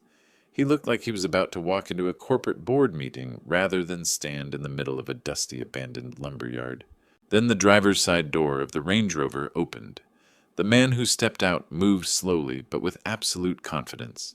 He looked to be around 70, maybe a little older. His silver hair was slicked back sharply, and he wore a charcoal vest over a crisp white shirt, with the sleeves neatly rolled to his elbows. No tie, no jacket. He was clearly the kind of person who was used to giving orders. Julian Vance. I stepped away from the window. Before heading outside, I grabbed my phone from the card table and quickly verified the recording I'd saved 2 nights ago. Still there? Good. I slid the phone into my pocket and walked out onto the porch. Marcus spotted me immediately and took off his sunglasses. "Dad," he called out, "we need to talk." "No," I said calmly, "we don't." Vance stepped forward before Marcus could say another word, holding out a hand. "Mr. Sterling," he said in a smooth, polished voice, "I'm Julian Vance. I run a private equity firm in Seattle. I've been tracking the situation with your property, and I believe I can offer you a solution." I looked down at his outstretched hand and completely ignored it. "How exactly are you planning to help me?" I asked. Vance's smile was thin and calculated. "The land you currently hold is worth far more than you realize," he said. "The tax levy, the legal disputes, the maintenance costs. It's a massive burden for anyone, especially someone in your position." He paused. "I want to make things simple for you." Marcus shifted uncomfortably beside him. Vance continued. $12 million, all cash today." He gestured toward the rundown cabin. "You sign over the deed to the property. I handle the tax levy, the legal issues, everything. You walk away completely free." I slowly turned my gaze to Marcus. "You brought him out here." Marcus looked cornered. "Dad, it's a great offer," he said. "It's more than fair. You don't have to deal with this dump, the county, or any of the stress anymore. Take the money. Move somewhere comfortable. Comfortable? I repeated quietly. Like Sunrise Pines Senior Retreat in Spokane? Marcus's jaw tightened. Vance looked between Marcus and me, visibly confused by the exchange. I reached into my pocket and pulled out my phone. I want you both to listen to something. I tapped the screen and Marcus's voice instantly echoed through the quiet morning air. The geothermal rights. A whole reservoir block. If he finds out what's underneath that land... A brief pause, and then Marcus's voice played again. The guardianship petition is ready.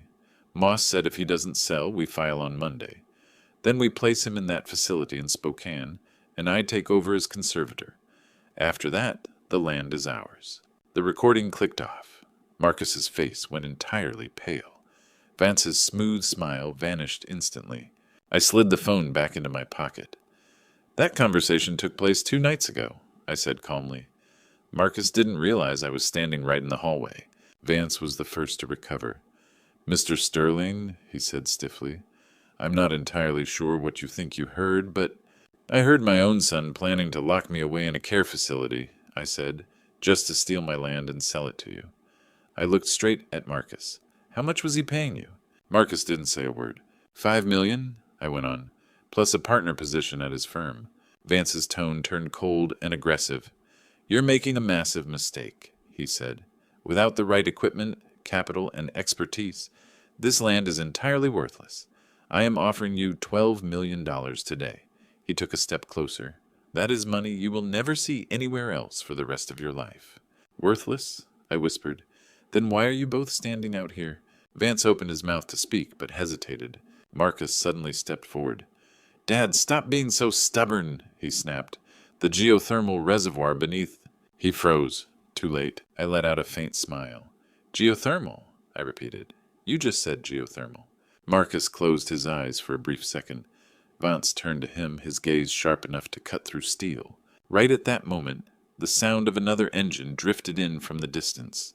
A white SUV kicked up a cloud of dust as it drove slowly down the gravel driveway, pulling to a stop right next to the Range Rover.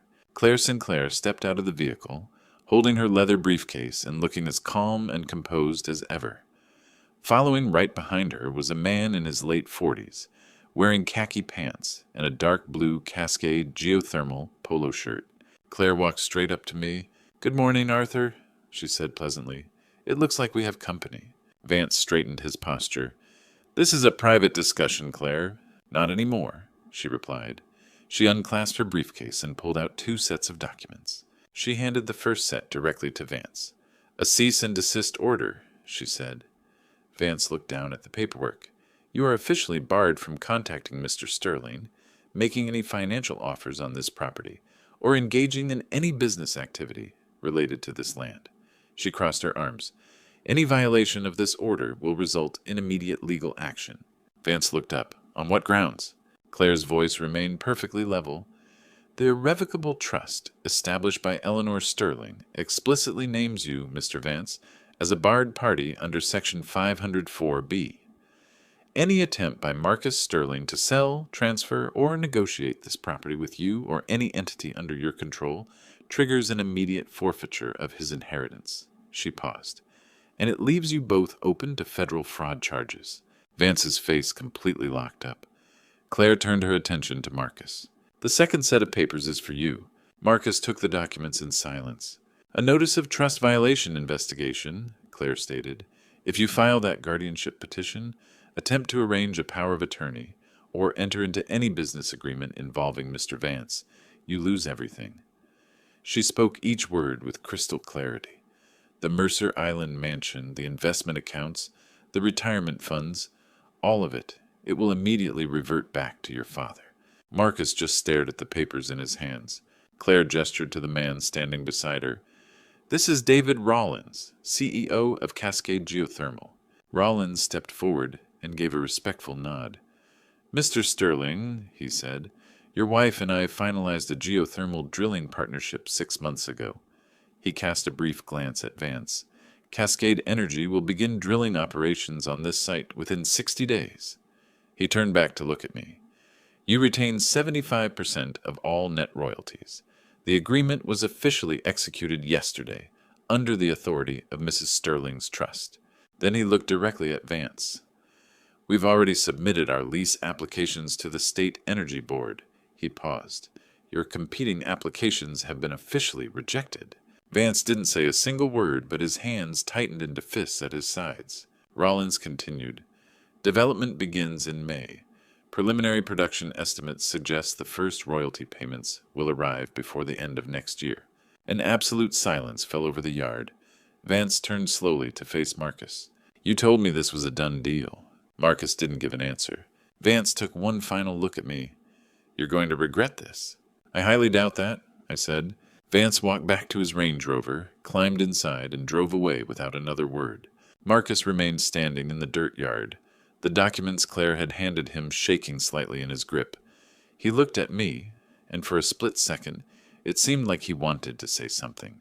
An apology, an explanation, but nothing came out. Slowly, he folded the papers and shoved them into his jacket pocket. Then he walked back to his Tesla. He sat behind the wheel for a long time, just staring blankly through the windshield. Finally, the engine started. The car rolled down the gravel driveway, and Marcus disappeared past the edge of the highway. I kept watching until the dust completely settled. Claire gently placed a hand on my arm. Are you all right? I nodded. Yeah. David Rollins extended his hand. It's an honor to finally meet you, Mr. Sterling, he said. Eleanor spoke of you often. His voice softened. I'm incredibly sorry for your loss. I shook his hand. Thank you. Claire closed her briefcase. We'll come back out next week to review the drilling timeline, she said. For now, get some rest. You've earned it. A few minutes later, they drove away, leaving the yard perfectly quiet once again. There was only the sound of the wind rustling through the trees and the yellow rose gently swaying on the porch. I sat down on the wooden steps, staring out at the vast clearing. It was over. Marcus was gone. Vance was gone. And somehow I was still standing. I looked up at the open sky and whispered into the wind. Thank you, Eleanor. I hear you. We did it, Eleanor. The gentle breeze carried my voice through the trees, and for a split second, I could almost hear her voice answering back. It was 11 in the morning on April 17th. Claire and David Rollins were sitting across from me at the small card table inside the lumberyard cabin. Silas had carried the table in earlier that morning, along with 3 folding chairs, a cooler packed with bottled water, and a portable generator that was currently humming away outside. The old cabin finally had electricity. Claire spread a fresh stack of documents neatly across the table. We need to talk about what happens next. I gave a slow nod. Marcus is going to fight back. In fact, he's already started. Claire pulled out her smartphone and turned the screen toward me. It was an email time-stamped at 10:47 a.m. from Marcus Sterling. I read through the text. Claire, this serves as my formal notice that I will be launching a probate challenge against my mother's will, based on undue influence and a lack of testamentary capacity. I will also be filing a petition for emergency guardianship over my father, Arthur Sterling, who is 71 and clearly incapable of managing the complex financial and operational decisions tied to geothermal energy extraction. He is currently living on a dilapidated property with no electricity or running water, which constitutes clear elder neglect. I expect you to withdraw the cease and desist order immediately, so I can act in my father's best interests. Marcus Sterling. I set the phone down on the table. He thinks I'm incompetent. He's trying to invalidate the trust, Claire explained, and he's using the threat of guardianship as leverage again. But that's exactly where Marcus runs into a wall. He can't attempt either of those things without triggering the morals clause. David Rollins leaned forward, resting his hands on the table. What exactly does this morals clause entail? Claire pulled a highlighted page from the Master Trust documentation. Section 504B. Eleanor drafted this 18 months ago with the assistance of a federal prosecutor. It is completely airtight. She looked over at me.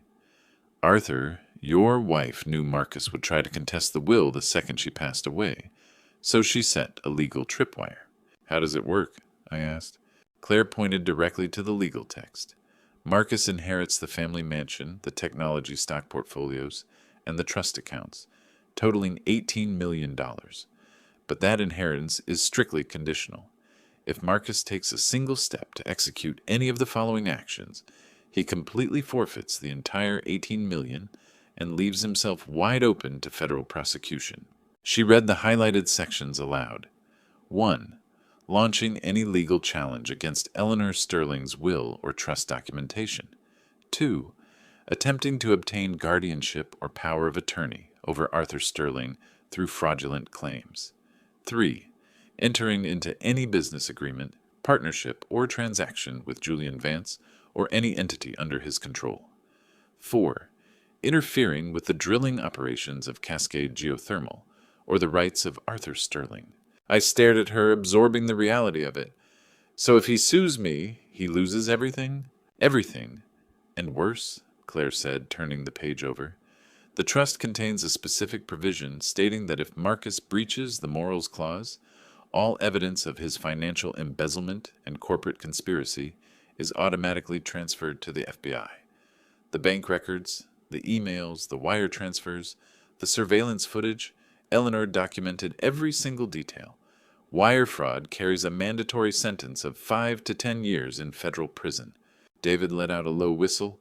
She completely cornered him. Claire folded her hands tightly. Marcus has exactly 2 choices. He can walk away, keep his $18 million, and live a quiet, wealthy life. Or he can fight this, lose every single penny, and spend years behind bars. I thought about Marcus standing out in the muddy yard yesterday, staring at me, searching for some desperate path to get what he wanted. He won't just walk away, I said quietly. I know, Claire replied, pulling out a blank sheet of paper and uncapping her pen. That's why I'm sending his legal counsel a 48-hour warning. If he files any petition or challenge before the close of business on April 19th, the morals clause is instantly triggered. I will notify the probate court, the FBI, and the federal prosecutor Eleanor worked with. Marcus will be stripped of his inheritance within 72 hours, and a full criminal investigation will begin immediately. Will that actually stop him? I asked. Claire looked at me steadily. It should, but I've seen people make incredibly foolish decisions out of pure pride. She capped her pen with a sharp click. If Marcus files, he's gambling that a judge will side with his claims over a deceased woman's final wishes. It's a terrible wager, but an overinflated ego can blind a person to the consequences. David Rollins stood up and walked over to the window, looking out at the vast clearing. What about Vance? He isn't the type to just sit on his hands. Vance is significantly smarter than Marcus, Claire said. He knows the trust blocks him completely. He'll try to find secondary workarounds, buying adjacent plots of land, lobbying the state energy board, or filing nuisance complaints, but he cannot legally touch this acreage, and Cascade Energy already holds the exclusive lease. David gave a firm nod. We start our site preparations next week. The first heavy drilling rig arrives in May. Claire gathered her documents and slid them back into her leather portfolio. Arthur, I need to get this warning letter notarized and officially filed today. You'll receive a digital copy tonight. In the meantime, do not reply to Marcus under any circumstances. Do not answer his calls, do not read his messages, and completely cut off all communication. Let me handle him. And if he shows up here again, call the police immediately. You have an active restraining order against him. If he violates it, he goes straight to jail. Claire zipped her briefcase shut. This is nearing the end. Marcus has 48 hours to make his choice. My guess is that once his attorney explains the legal exposure, he will back down. She stood up and David walked over to shake my hand firmly. We'll be in touch, Mr. Sterling. You have nothing to worry about.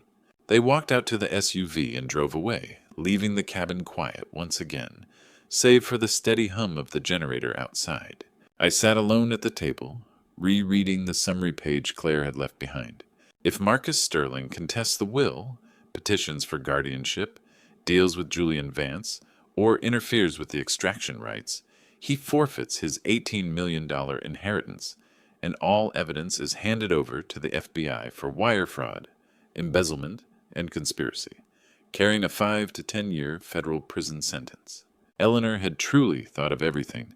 She had constructed a legal fortress so tight that any aggressive move from Marcus would cause his own undoing. But I knew my son. Arrogance rarely listens to logic. He had spent 18 months planning to seize this timberland. He had stolen hundreds of thousands of dollars from our family foundation. He had actively signed contracts to lock me away in a facility in Spokane while his mother was actively dying. And just yesterday, he had stood in this very yard offering $12 million as if he were the master of ceremonies. Was he really going to just walk away now? I recalled his email text. I will be launching a probate challenge. It wasn't an inquiry, it wasn't a possibility. It was a statement of intent. Marcus truly believed he could win. He thought a judge would look at me, a 71-year-old retired carpenter living in a weathered cabin without running water, and declare me incompetent. He thought he could break Eleanor's trust, take control of the acreage, sell the clean energy rights to Vance, and walk away with a fortune. What he didn't realize was that this trust wasn't just a piece of paper. It was Eleanor's final stand, and she had built it to be unyielding. I folded the summary sheet and tucked it deep inside my wallet, right next to her final letter. Outside, the wind grew stronger, making the yellow rose on the porch sway back and forth. In the distance, a hawk circled high over the evergreen canopy. 48 hours. By April 19th, Marcus would make his final choice, and I would find out if my son had enough sense left to save himself from his own destruction. I switched off the lights, locked the heavy wooden door, and stepped out into the crisp afternoon air. It was 3 in the afternoon on April 19th. I was sitting on the tilted porch steps, watching the massive Douglas firs sway against the gray sky, when my phone began to buzz in my pocket. It was Claire Sinclair. Arthur, it's over. I stood up instantly, my muscles tightening. What do you mean? Marcus withdrew all of his legal petitions. His attorney called my office 20 minutes ago. His exact words were, "My client wishes to avoid further conflict and accepts the terms of the trust." Claire's voice was perfectly calm, but I could hear the profound satisfaction behind her words. No probate challenge, no guardianship petition, and he has officially cut ties with Julian Vance. He backed down completely. I sat back down on the wooden steps, a massive weight lifting from my chest. It felt like a clenched fist inside me had finally opened up after weeks of agonizing tension. Are you absolutely sure, Claire? Completely sure. I have the written signed withdrawals from both Marcus and his legal counsel in my hands. It was officially logged into the probate court system 10 minutes ago. She paused for a brief moment. He also sent you an email. I'm forwarding it to your inbox right now. My phone buzzed with a notification, and I opened the message. From Marcus.Sterling.VC @... Arthur.Sterling.Restoration@... April 19th, 2023, 2:43 p.m. Subject, Final Communication. Dad, my legal counsel has advised me to withdraw all pending legal proceedings. I accept the terms of Mom's will. I keep the house, the investments, and the trust accounts. You keep the lumberyard. We're done. I don't want any more conflict. I ask that you do not contact me moving forward. I need to move on with my own life. Marcus. I read the text twice. It was cold, detached, and entirely transactional, as if he were closing a standard business deal that hadn't gone his way. There was no apology, no remorse, and no acknowledgement of the monstrous things he had attempted. Just, we're done. I thought about Eleanor's folders, the meticulous embezzlement timelines, the bank security photos, the secret emails to Vance, and the contract for the Sunrise Pines care facility he had signed while his mother was fighting for her final breaths. I hit the reply button and typed out my final words to him. Marcus, you stole from your own mother while she was bedridden and dying. You forged her name, lied to financial institutions, conspired with her bitterest corporate rival, and tried to force me into a facility just to sell off resource rights that never belonged to you. You orchestrated this betrayal for 18 months. You are no son of mine. Do not ever contact me again. If you ever attempt to reach out, I will personally instruct Claire to hand all the evidence over to the FBI immediately. Regardless of what the morals clause allowed you to keep, you will lose everything and spend the next decade in federal prison. Your number is blocked, your email is blacklisted, and Chloe's number is blocked as well. Do not ever test me. Arthur Sterling. I tapped send, and without a second thought, I blocked his number, his email address, and Chloe's contact information. Claire was still waiting silently on the line. Arthur? She asked gently. I sent my reply, I told her, and then I blocked him out of my life for good. There was a long pause on the other end of the phone. Then Claire spoke softly. Good for you, Arthur. You did the right thing. Is that it then? I asked, looking out over the expansive forest. Is it finally over? Yeah, Claire said. The trust is entirely ironclad. Marcus has absolutely no legal recourse. Vance cannot touch an inch of that land, and Cascade Geothermal holds the exclusive lease. You are perfectly safe, Arthur. She paused, letting the words settle. Eleanor built a fortress around you. She thought of everything. Your only job now is to move forward and live your life. Thank you, Claire. You don't need to thank me. I'm just incredibly grateful she trusted me to help. Her voice softened. I'll be in touch next week regarding the drilling schedule. For now, get some rest. You've more than earned it. The line went dead. I sat on the porch steps, the phone resting heavy in my hand as I stared at the screen showing my blacklisted contacts. Marcus Sterling, blocked. I thought I would feel something more intense. Grief, or maybe a wave of regret. But all I felt was a profound sense of closure, like the final page turning on a chapter I never wanted to read again. I thought back to when he was a little boy, maybe 8 years old, standing beside me in the garage trying to build a birdhouse. He was getting so frustrated because the nails kept bending under his hammer. I remember kneeling next to him, showing him how to grip the handle and find the right angle for the strike. When he finally drove a nail in straight, he looked up at me with this massive, beaming smile and said, I did it, Dad. That boy was gone. Maybe he had been gone for years. Or maybe that version of him had never truly existed at all. I slid the phone into my pocket and walked back inside. An hour later, Silas arrived. I heard the unmistakable rumble of his truck pulling into the clearing, followed by the solid slam of the cabin door. He climbed the porch steps, holding a 6-pack of bottled water.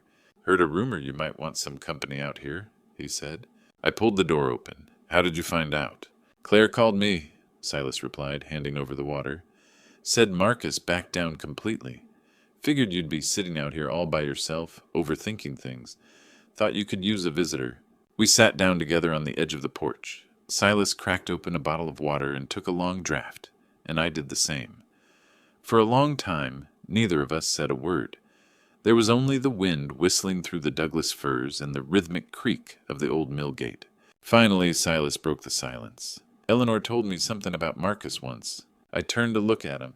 It was right around the time she first got sick, Silas went on, staring out at the trees. She'd drive out here to check on the acreage, and sometimes she'd stop by my shop to grab a coffee. One afternoon, she sat at the counter for a solid hour, just staring into her mug. I asked her if something was wrong, and she looked up and said, I'm just trying to figure out exactly when I lost my son. A tight knot formed in my throat. I told her that maybe she hadn't lost him, Silas said. Maybe he had just chosen a different path in life, but she just shook her head. She said, Marcus was born wanting more. More wealth, more status, more validation. I thought if I gave him enough, he'd eventually be satisfied. But for him, there was no such thing as enough. Silas turned his head to look at me, and then she told me, That is his choice, Silas. It's not my failure, and it's not Artie's failure. It's entirely his own. I stared out at the distant tree line. I keep thinking I should have seen it coming. I should have done something to stop it. Stop it how? Silas's voice was gentle but unyielding. He's a grown man, Arthur. He made his own choices, and Eleanor understood that. That's why she didn't waste her remaining time confronting him. She knew he wouldn't change. So instead, she built walls to protect you. I gave a slow, deliberate nod. She spent 2 years building them. Yeah, and they worked. Silas drained the rest of his water bottle. Marcus is gone. You're still standing. And this land is entirely yours. That's exactly what she wanted. We sat in the quiet for a few more minutes before Silas stood up and gave my shoulder a reassuring pat.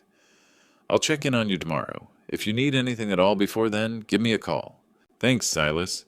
He walked back to his truck, pausing right by the door. Arthur? Yeah? Eleanor was incredibly proud of you. She told me that too. He climbed into the cab and drove away, his truck disappearing down the gravel road. That night, I sat at the card table with a pen and a blank notebook Silas had left behind. Outside, the portable generator hummed steadily, and the camping lantern cast a warm, ambient glow across the paper. I began to write. April 19th, 2023. Today I officially lost a son. Marcus withdrew all of his legal challenges. He keeps the mansion, the investments, and his $18 million. I keep the lumberyard. We will never speak again. I thought I would feel a deep sorrow, but I don't. I feel a massive sense of relief. He made his choices. He stole from Eleanor while she was dying, conspired with her rivals, and tried to lock me away. Those were his choices, not mine. Eleanor knew it all along. She foresaw everything and spent 2 years building walls to protect me, and they held.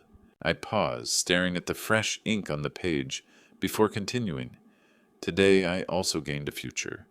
1,200 acres of land, a clean energy reservoir worth tens of millions, and a partnership that ensures I will never have to live in fear for the rest of my days.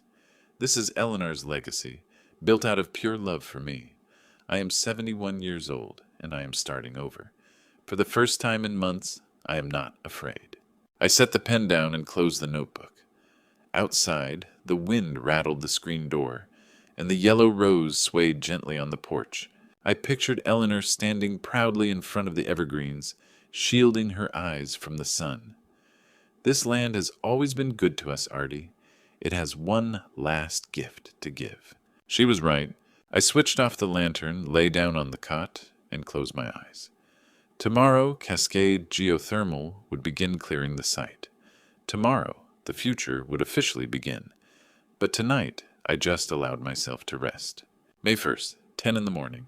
David Rollins's white utility truck rolled smoothly into the lumberyard clearing, its tires crunching softly against the gravel. I was already sitting out on the porch, cradling a half-empty mug of warm coffee, watching the distant canopy sway in the morning light. With the arrival of late spring, the crisp air was filled with the vibrant, earthy scent of pine resin and rich soil. David stepped out of the truck, a thick leather briefcase tucked under his arm. He walked up the porch steps and extended his hand. "Good morning, Mr. Sterling," he said with a warm smile. "Ready to make all of this official?" I set my coffee mug down on the railing and stood up. "Yes," I replied. "I believe I am." We stepped inside the cabin and sat down at the card table beneath the window. As dust motes drifted lazily through the morning sunbeams, David unclasped his briefcase and pulled out a heavy stack of documents. He spread the contract across the table.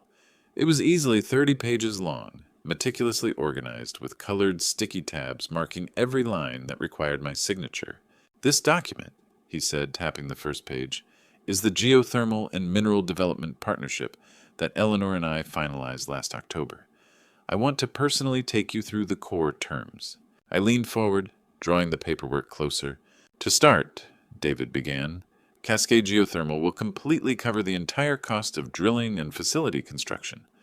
We're looking at an initial capital investment of $12 to $15 million. I raised an eyebrow at the sheer scale of the operation. "You won't have to contribute a single penny," he reassured me. "Our firm handles everything: permits, heavy equipment, labor, transport, and site preparation. Your sole role is simply being the owner of the land."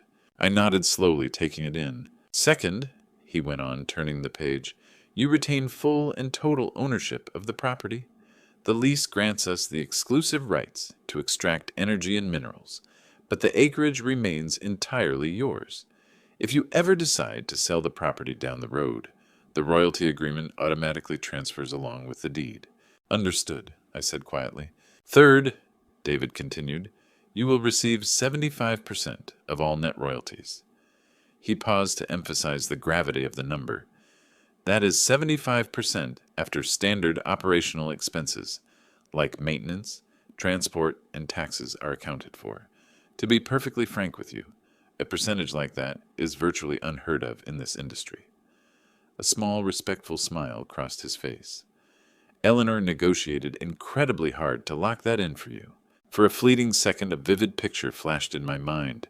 Eleanor sitting across from him months ago, frail and pale from her illness, but holding her ground with absolute determination, completely refusing to back down. What does that actually translate to in terms of numbers? I asked. David turned to a page filled with financial projections. Our geological surveys estimate that the extractable reserves across this block are worth roughly $40 million over the lifespan of the reservoir. Extraction operations will likely continue for 20 to 30 years, depending on the annual rate of recovery. He looked at me directly. Based on current clean energy demands, you are looking at an estimated royalty income of $3 to $4 million annually. $3 to $4 million a year? For a long moment, the sheer magnitude of the number left me completely speechless. David turned to the final section of the contract. Fourth, he said gently, Eleanor set up a temporary income structure to support you while we get the drilling operations off the ground. He pointed to a specific clause in the text. There is a dedicated trust fund containing $700,000 currently managed by Apex Wealth Management. Starting July 1st, it will distribute a monthly payout of approximately $6,500 directly to you. I blinked, stunned by her foresight. That will serve as your regular income during the construction and drilling phases. Once active production begins, which we anticipate will take about 18 months, you will start receiving your quarterly royalty checks on top of that trust income. $6,500 every single month. It was more than I had ever made during my absolute best months as a restoration carpenter. Are you doing all right, Mr. Sterling? David asked kindly. I took a slow, deep breath and let it out. Yes, it's just a lot to process all at once. He gave an understanding nod. I completely understand, but this is exactly what Eleanor wanted for you. He slid the final signature page across the table toward me. I just need your signature right here, here, and here. Once that's done, we'll officially file the lease agreements with the state, and our crews will break ground on May 15th. I picked up the pen.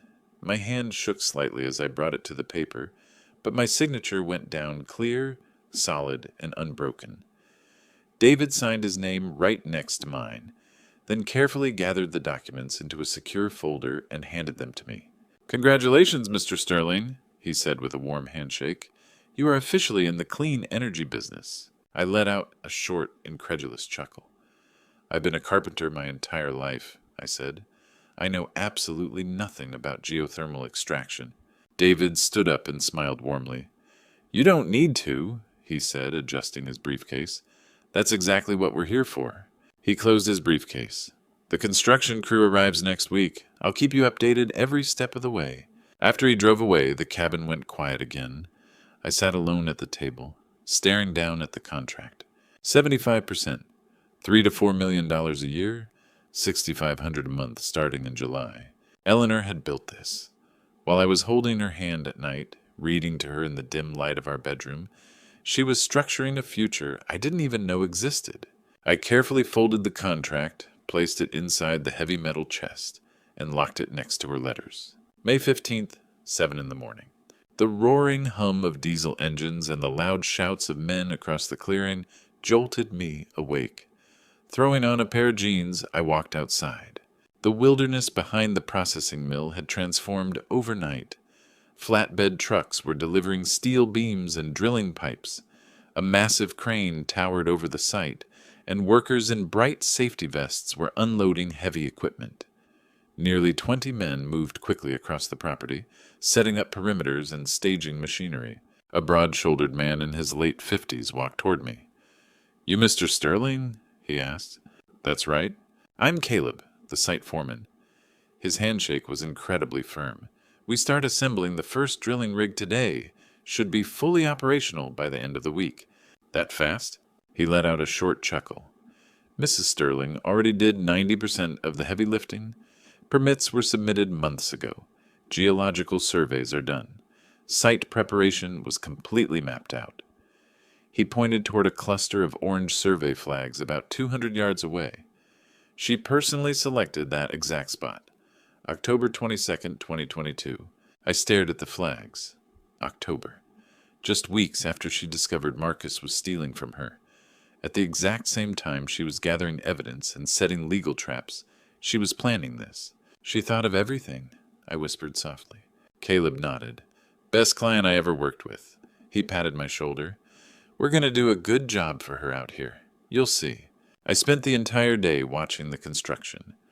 By evening, the skeleton of the drilling rig rose 30 feet into the air, its steel beams forming a towering silhouette against the sky. Around 6, Silas drove into the yard with some sandwiches. We sat together on the porch steps, watching the crew bolt the crossbeams into place. Eleanor would have loved seeing this, Silas said. Yeah, I murmured quietly. She would. Heard Cascade is hiring local workers, too. 10 full-time, 20 seasonal. It's good for the town, Silas grinned. My shop's taken in more work this week than the last 6 months combined. He nudged my elbow. You're a job creator now, Arthur. I smiled. Never thought I'd hear those words. We sat in silence as the sun dipped behind the Douglas firs, the silhouette of the rig standing sharp against a burning orange sky. July 25th, 2 in the afternoon. I was fixing the porch railing when a loud shout echoed from the drilling site, followed by another, and then a chorus of cheers from the crew. I dropped my hammer and hurried across the clearing. The entire construction team was gathered at the base of the rig. Men were slapping each other on the back, laughing and shouting. Caleb saw me approaching. We broke through, he yelled. I squeezed through the crowd. At the base of the rig, a high-pressure stream of mineral-rich, hot brine steam was surging upward, channeling a dark, lithium-rich liquid straight into the metal collection troughs. Caleb was grinning like a kid. Initial estimates are incredible, Mr. Sterling. The geothermal capacity is staggering, and the lithium extraction yields are way above what we projected. This is a massive reservoir. I looked down at the trough. To anyone else, it just looked like a pool of hot, muddy water. But it wasn't mud. It was my future. How long until full production? I asked. About 6 weeks to finalize the separation and extraction systems, Caleb said. But your first royalty checks should start landing in about a year. All around me, the workers were celebrating, high-fiving, laughing, and someone cracked open a case of beer. But I just stood quietly by the rig. Eleanor had known it was here all along. She had protected it, and she won. July 28th evening. The whiskey barrel on the porch had started to split from the summer heat, so I dug a real plot next to the steps and replanted the yellow rose in the ground. Silas dropped off some compost this morning, and I mixed it deep into the soil, carefully setting the roots. Over the last few months, the rose had grown incredibly hardy, sprouting vibrant green leaves and a few new buds that were just beginning to form. I watered the roots until the earth turned dark, then sat on the steps, looking out at the property.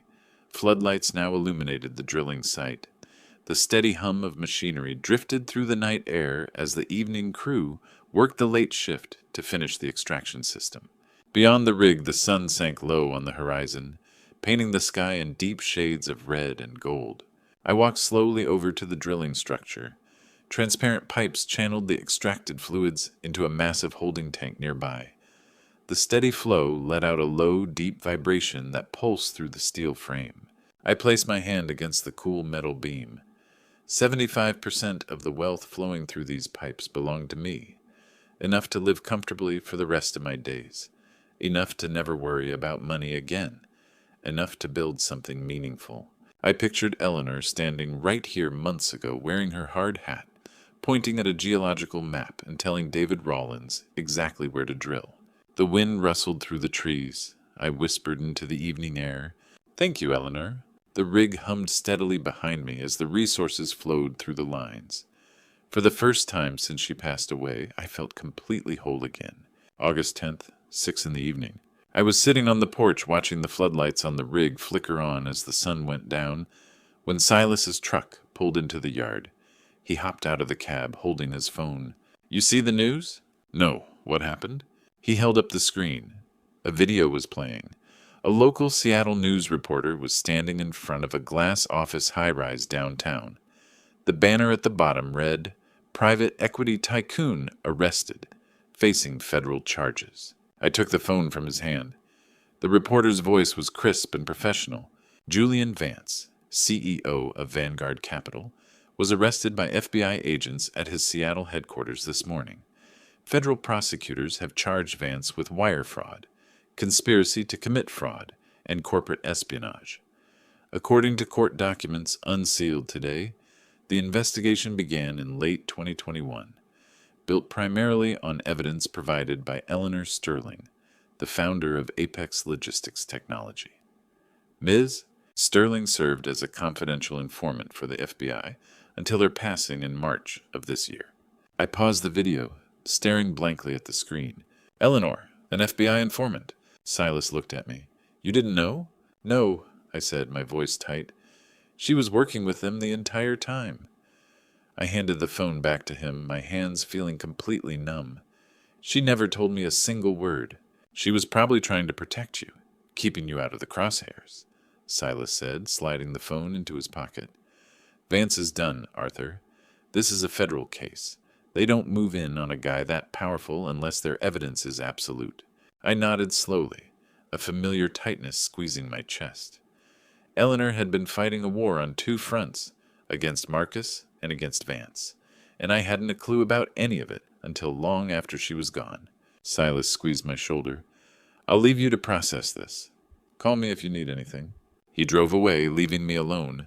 I sat on the porch steps, staring at the glowing lights of the drilling rig, trying to piece it all together. 20 months, from late 2021 to March of 2023. Through the entire duration of her illness, she was handing over evidence, meeting with federal agents, and building a criminal file, and she never let a single detail slip. The next morning, my phone rang. Unknown number. I almost didn't answer it. "Mr. Sterling, this is Special Agent Sarah Thomas, with the FBI's White-Collar Crime Division. I believe you have my business card." I pulled out my wallet, looking at the card I'd retrieved from the lockbox. "Yes, I do. We need to talk. Can I drive out to the lumberyard this afternoon?" "Yes, that's fine." She arrived at 2 o'clock, mid-40s, sharp dark suit, her badge clipped firmly to her belt. She shook my hand, professional but respectful. We sat down at the card table inside. She unzipped her briefcase and pulled out a thick legal folder. "Your wife contacted us in late 2021. She discovered evidence that Julian Vance was engaging in heavy corporate espionage, stealing proprietary geological data, bribing county officials, and attempting to rig lease auctions. She also informed us that her son had become entangled in the operation." I nodded. "I know, I found the files. The blue folder, Julian Vance Conspiracy. Yes, that's exactly what we used to build the case. Your wife was meticulous, Mr. Sterling. Every email, every wire transfer, every meeting, she documented everything. For 20 months, she met with us monthly. Even after her diagnosis, she insisted on continuing." Agent Thomas closed the folder.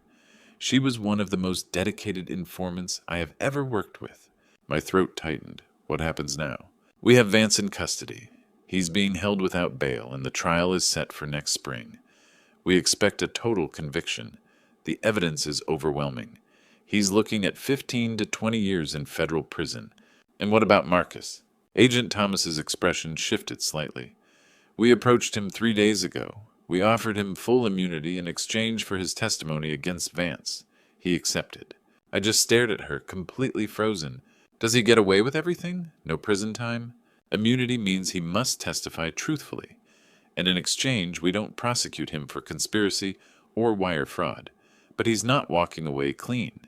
He will lose his venture capital license. His reputation is completely ruined.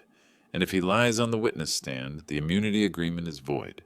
We will charge him with perjury on top of everything else." I nodded slowly. "Marcus would testify. He would throw Vance under the bus to save himself." It was exactly what I expected. "We also need your testimony," Thomas said. "You're the victim here. The embezzlement, the guardianship plot, the care facility contract. Your testimony ties your wife's evidence together." "When?" "Next week. We'll take your deposition at the Seattle field office. It won't take more than a few hours. All right. She stood up and handed me her card again. If Marcus contacts you, do not respond. Inform me immediately. The immunity agreement explicitly prohibits him from interfering with a witness. He won't contact me. I blocked him. Good. She shook my hand. Your wife did an incredible thing, Mr. Sterling. She protected you, built an airtight case, and brought down one of the most corrupt players in the Washington energy sector. You should be proud of her.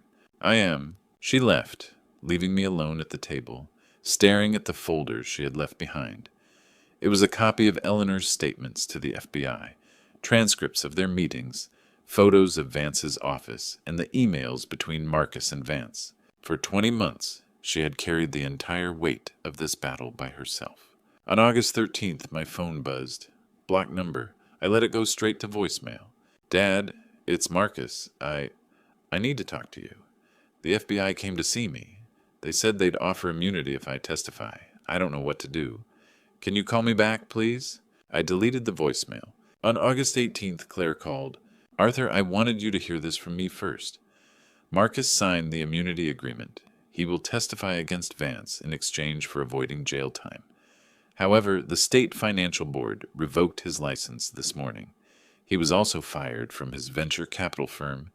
The Seattle Business News is covering nothing else. Good. There's more. He's trying to sell the Mercer Island mansion, but there are no buyers.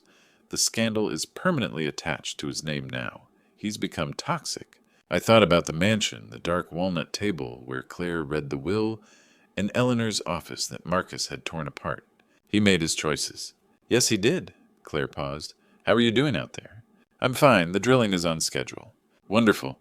David says we're on track to receive the first royalty checks by next summer.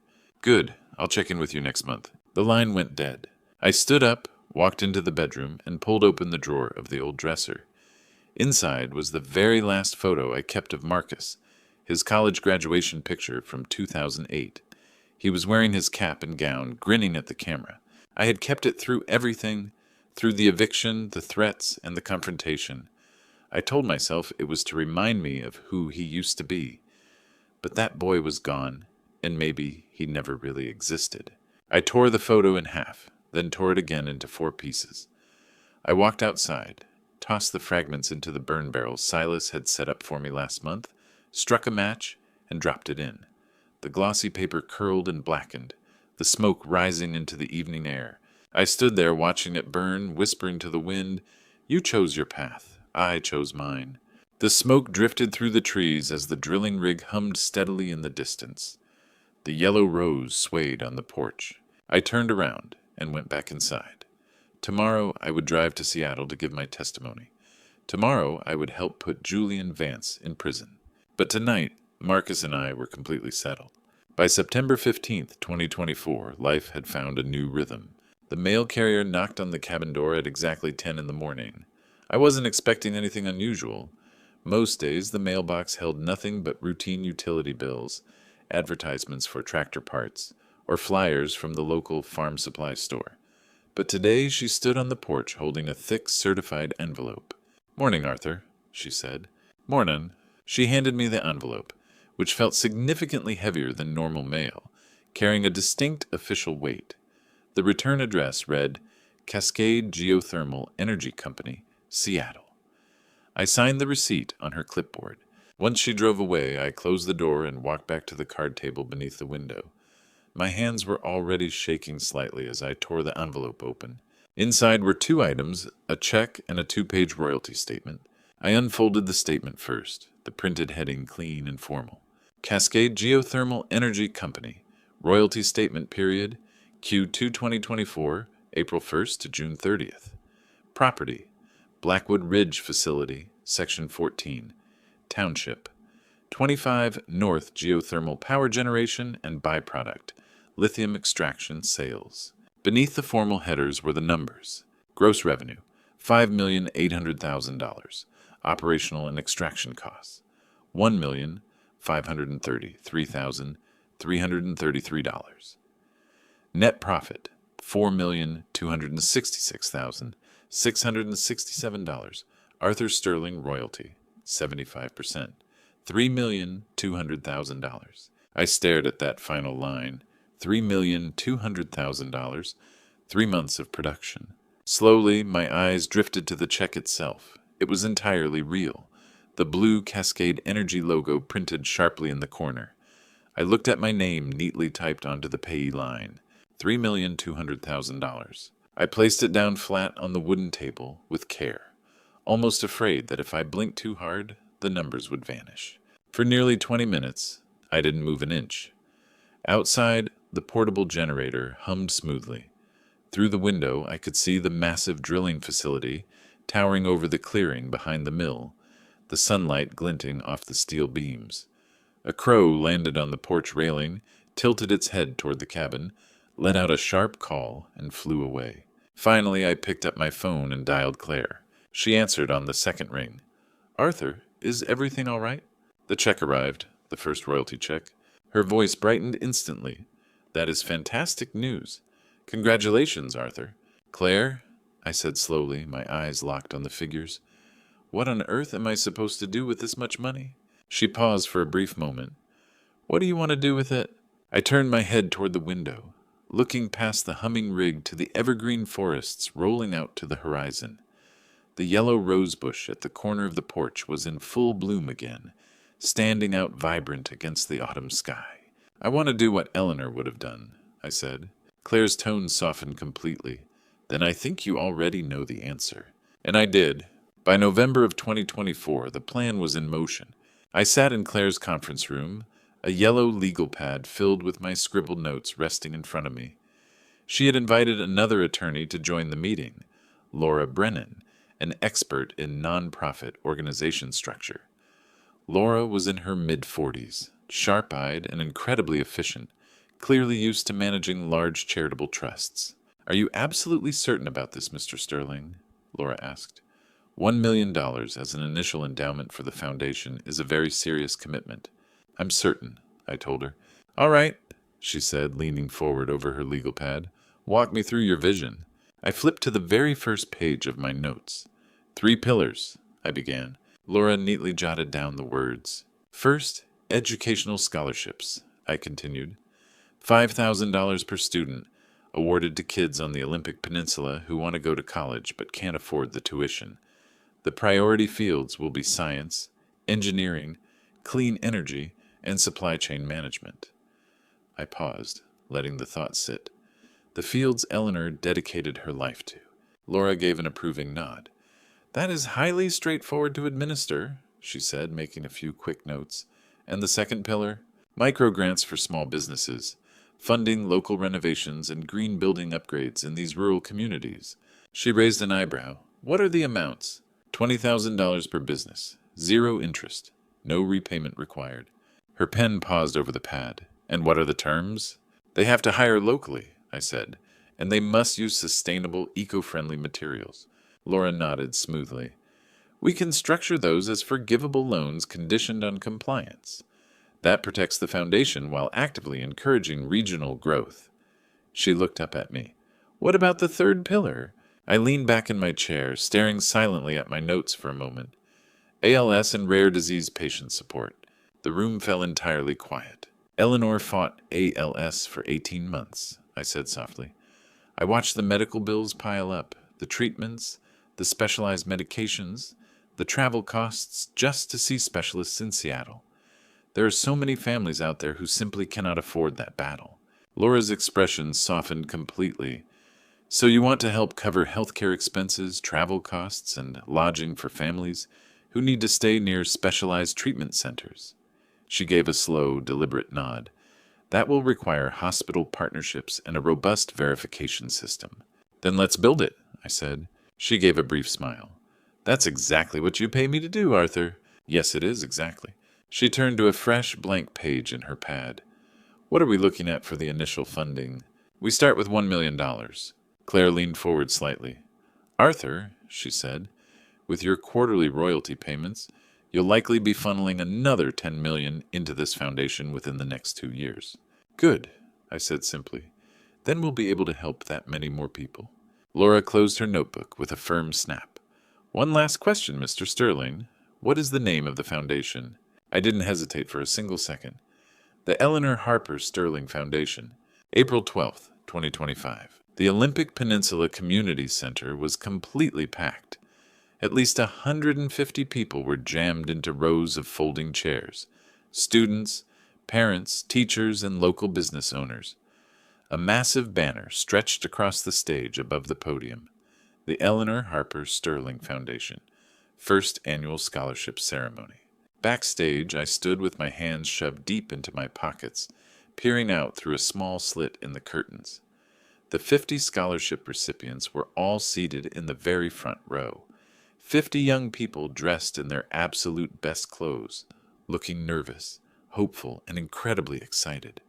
50 kids who had applied for a chance at a future. Today, every single one of them was going home with $5,000.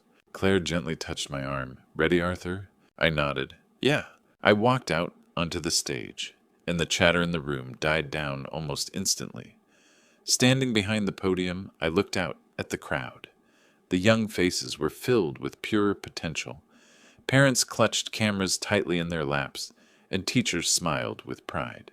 "My name is Arthur Sterling," I began. "Most of you don't know me, but many of you knew my wife, Eleanor." I paused for a brief moment to catch my breath. She grew up just 20 miles from this very hall.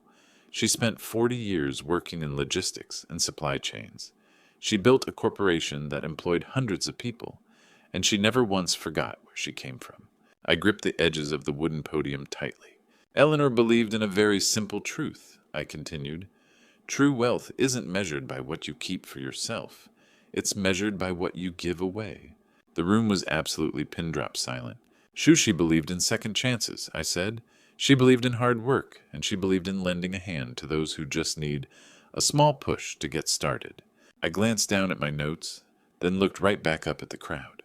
"Today we are awarding 50 scholarships, worth $5,000 each, a total of $250,000. A collective murmur rippled through the audience. "It won't cover every single expense," I said, "but it's a start." I let out a small smile.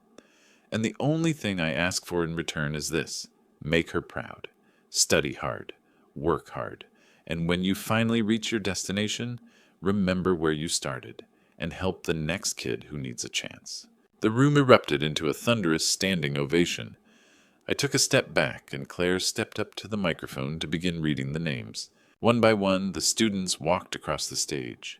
Some gave nervous smiles, while others openly wept.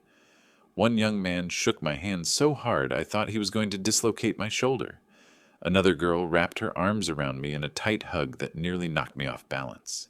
The very last name Claire called was Emily Sanders. She walked slowly up the steps, her hands shaking slightly. She was 18 years old, with dark hair tied back in a simple ponytail. She accepted her envelope, then looked up at me. "Thank you, Mr. Sterling," she whispered, her voice trembling. "I'm going to study sustainable environmental engineering." She swallowed hard, blinking back tears. "Just like Mrs. Sterling did. I want to be exactly like her." For a fleeting second, it felt like I was looking right at Eleanor, back in 1998, standing next to her first warehouse, smiling like an explorer who had just discovered a new world. I gave her a gentle smile. "Don't be like her, Emily," I said softly. "Be better. Be everything she knew you could be." Tears rolled down her cheeks as she gave a firm nod and walked down the stage steps. After the ceremony ended, parents swarmed the stage, shaking my hand and thanking me over and over again. I smiled. I nodded. I spoke all the right words. But deep down, my mind was somewhere else entirely. I was back in that quiet hospice room, holding Eleanor's frail hand, listening to her faint whisper, "Trust the woods." She had been entirely right. The lumberyard had given me everything, and now I was giving it right back to the world. That night, I stood out on the porch again. The floodlights of the drilling rig flickered steadily in the distance. Right beside me, the yellow rosebush swayed in the evening breeze, in full bloom, looking as bright as sunshine even in the deepening dark. I thought about those 50 students holding their scholarship envelopes. 50 futures that existed simply because of Eleanor's incredible foresight. My eyes welled with tears, and for the first time since she passed away, I let them fall freely. I looked out into the night and whispered, Eleanor, this is your legacy. The evening breeze carried my voice across the timberland. The rig hummed its steady tune. For the first time in 2 years, I knew with absolute certainty that I was finally living the life she had built for me, and I was making sure every single second of it mattered. February 28th, 2026. Dawn. I stood in the middle of the rose garden, my breath turning to white plumes in the crisp, freezing air. Today I am 74 years old. It has been 3 years since Eleanor passed away. The garden has grown significantly. 50 vibrant rose bushes now line the neat stone paths that Silas helped me lay down last summer. Right in the center sits a simple, sturdy wooden bench, bearing a brass plaque bolted to the backrest. Eleanor's garden. It's late February, so the roses are currently dormant, just bare branches standing sharp against the gray skyline. But if you lean in close, you can see the buds starting to form, tiny, tight green knots waiting for their moment. In another month, they will erupt into a brilliant sun-yellow bloom. I sat down on the wooden bench, looking out over the property. The drilling structures towered over the eastern clearing, their lights blinking steadily against the dawn. Beyond them, rows of newly planted evergreen saplings swayed in the wind.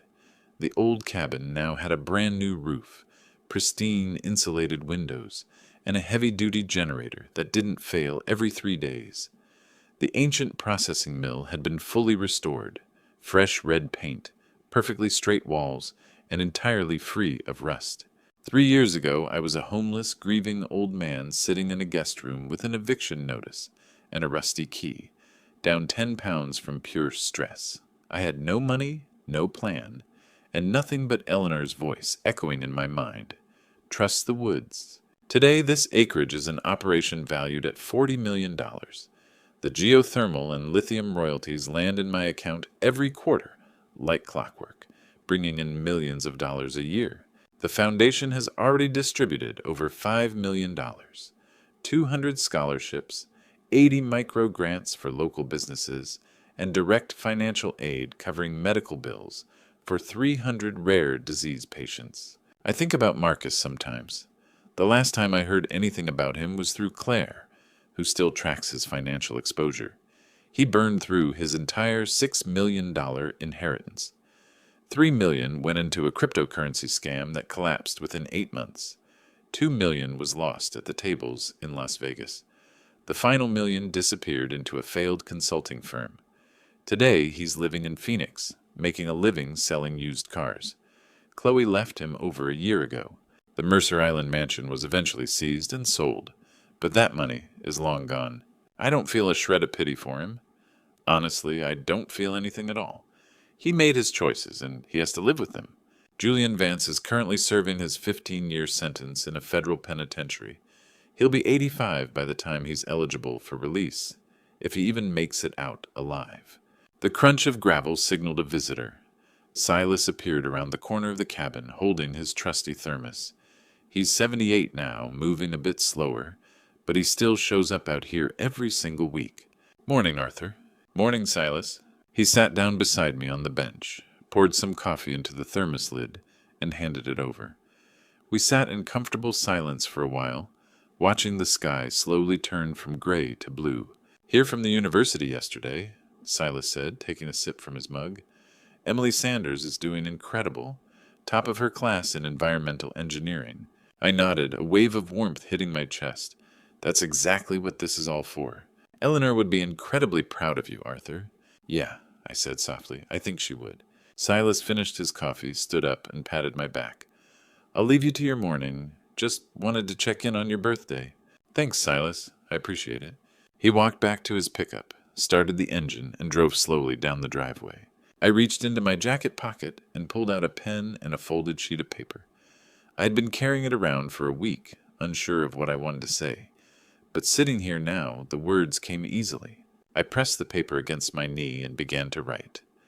Eleanor, today is February 28th, 2026. You've been gone for 3 years now, and I am 74 years old. The lumberyard is thriving.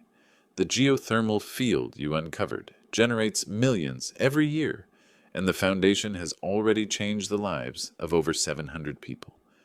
Marcus squandered everything you left him. He's selling cars in Phoenix now. Vance is behind bars. They both chose their paths. I miss you every single day. Eleanor, I see your spirit in the yellow roses, in the lights of the drilling rigs, and in every single scholarship check we mail out. But I am doing well. In fact, I am doing better than well. You made sure of that. You spent 2 years building a fortress around me, protecting me and planning for this exact future. And it held. I don't know how much time I have left, but I know exactly what to do with it. I am living the life you built for me, and I am making sure it counts.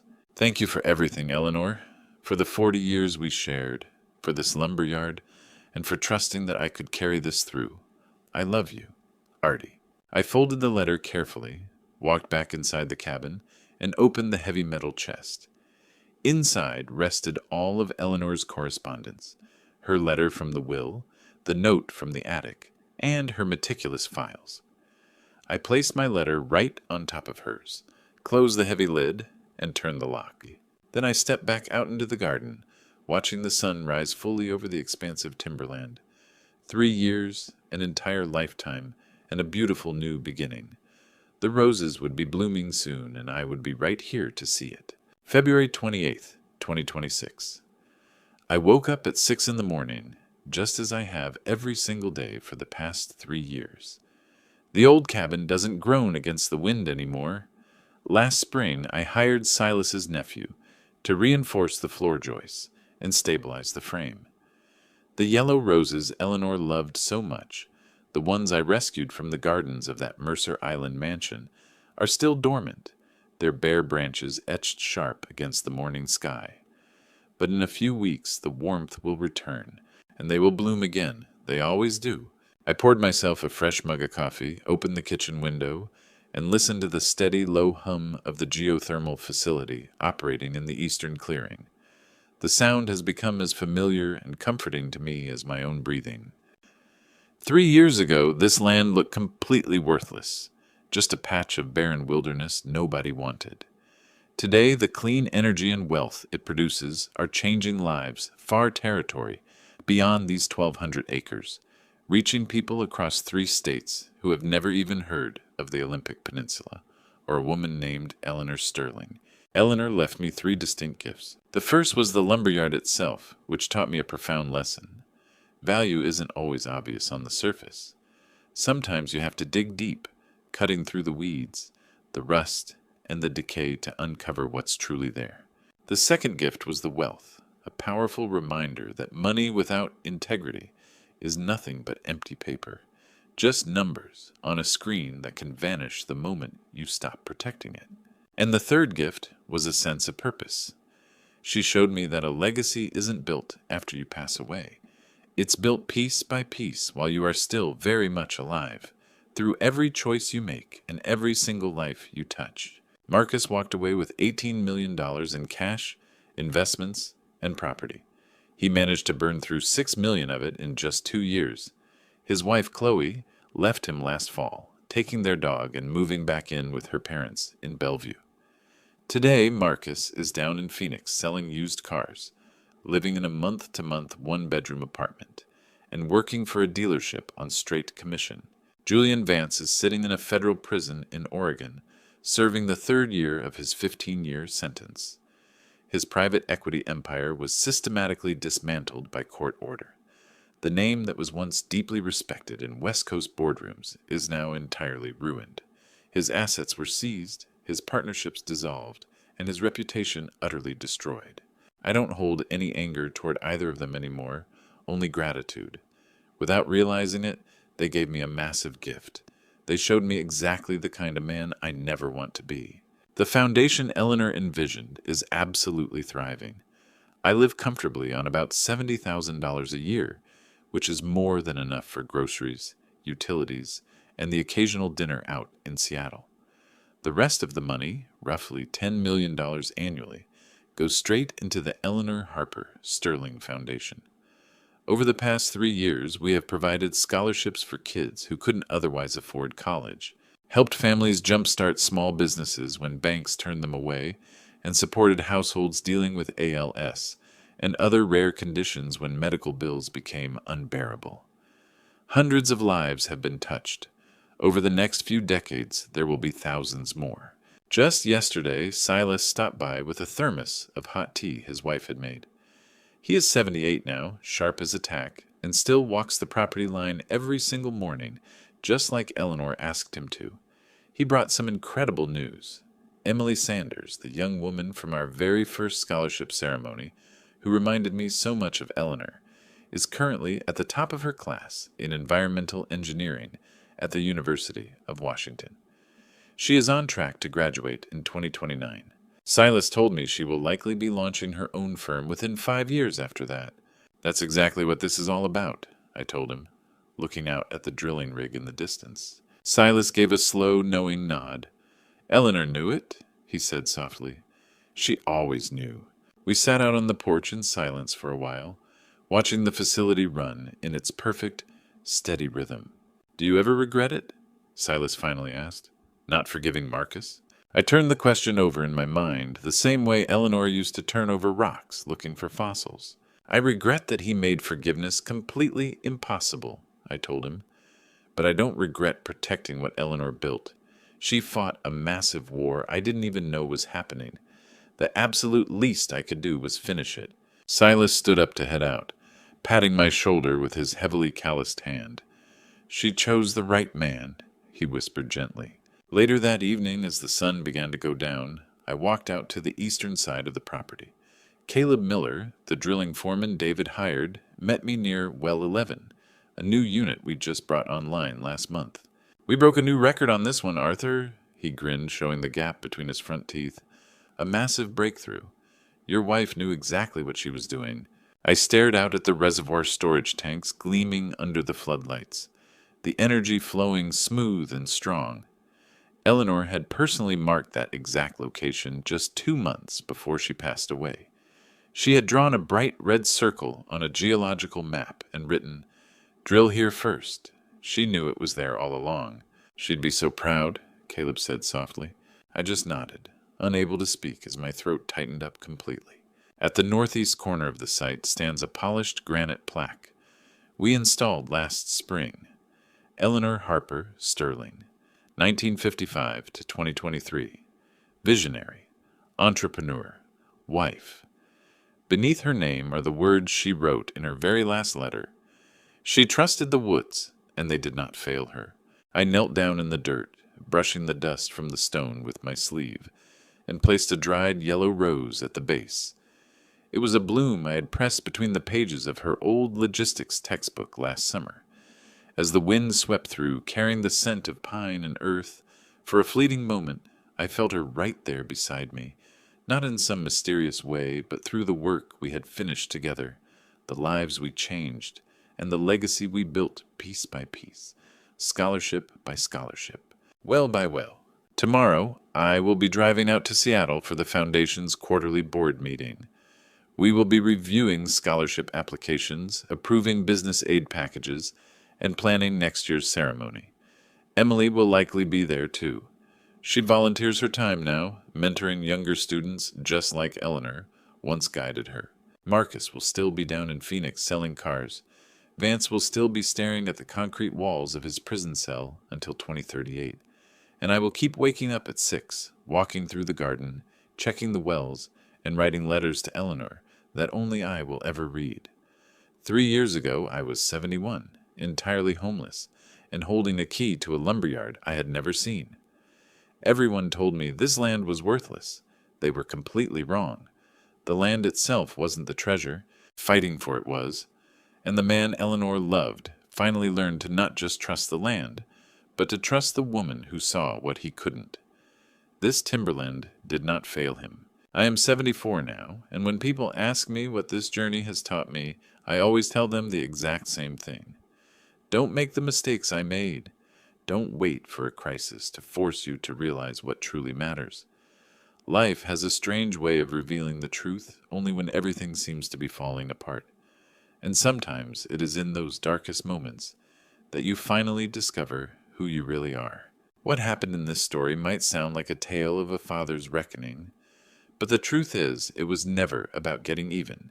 It was about protection. It was about honoring the woman who quietly built a shield around me during her final days, when I didn't even realize I needed one. Some might call it justice, but to me, it was pure love. If I can offer one piece of advice, it is this: never let betrayal make your heart bitter. Marcus chose his life, and I chose mine. The difference is simple. I chose purpose over resentment. The deeper lesson behind this experience is one that many people forget. Wealth without integrity is completely hollow. Money is just a tool, never a trophy. What truly defines a person isn't how much they accumulate, but what they choose to do with it.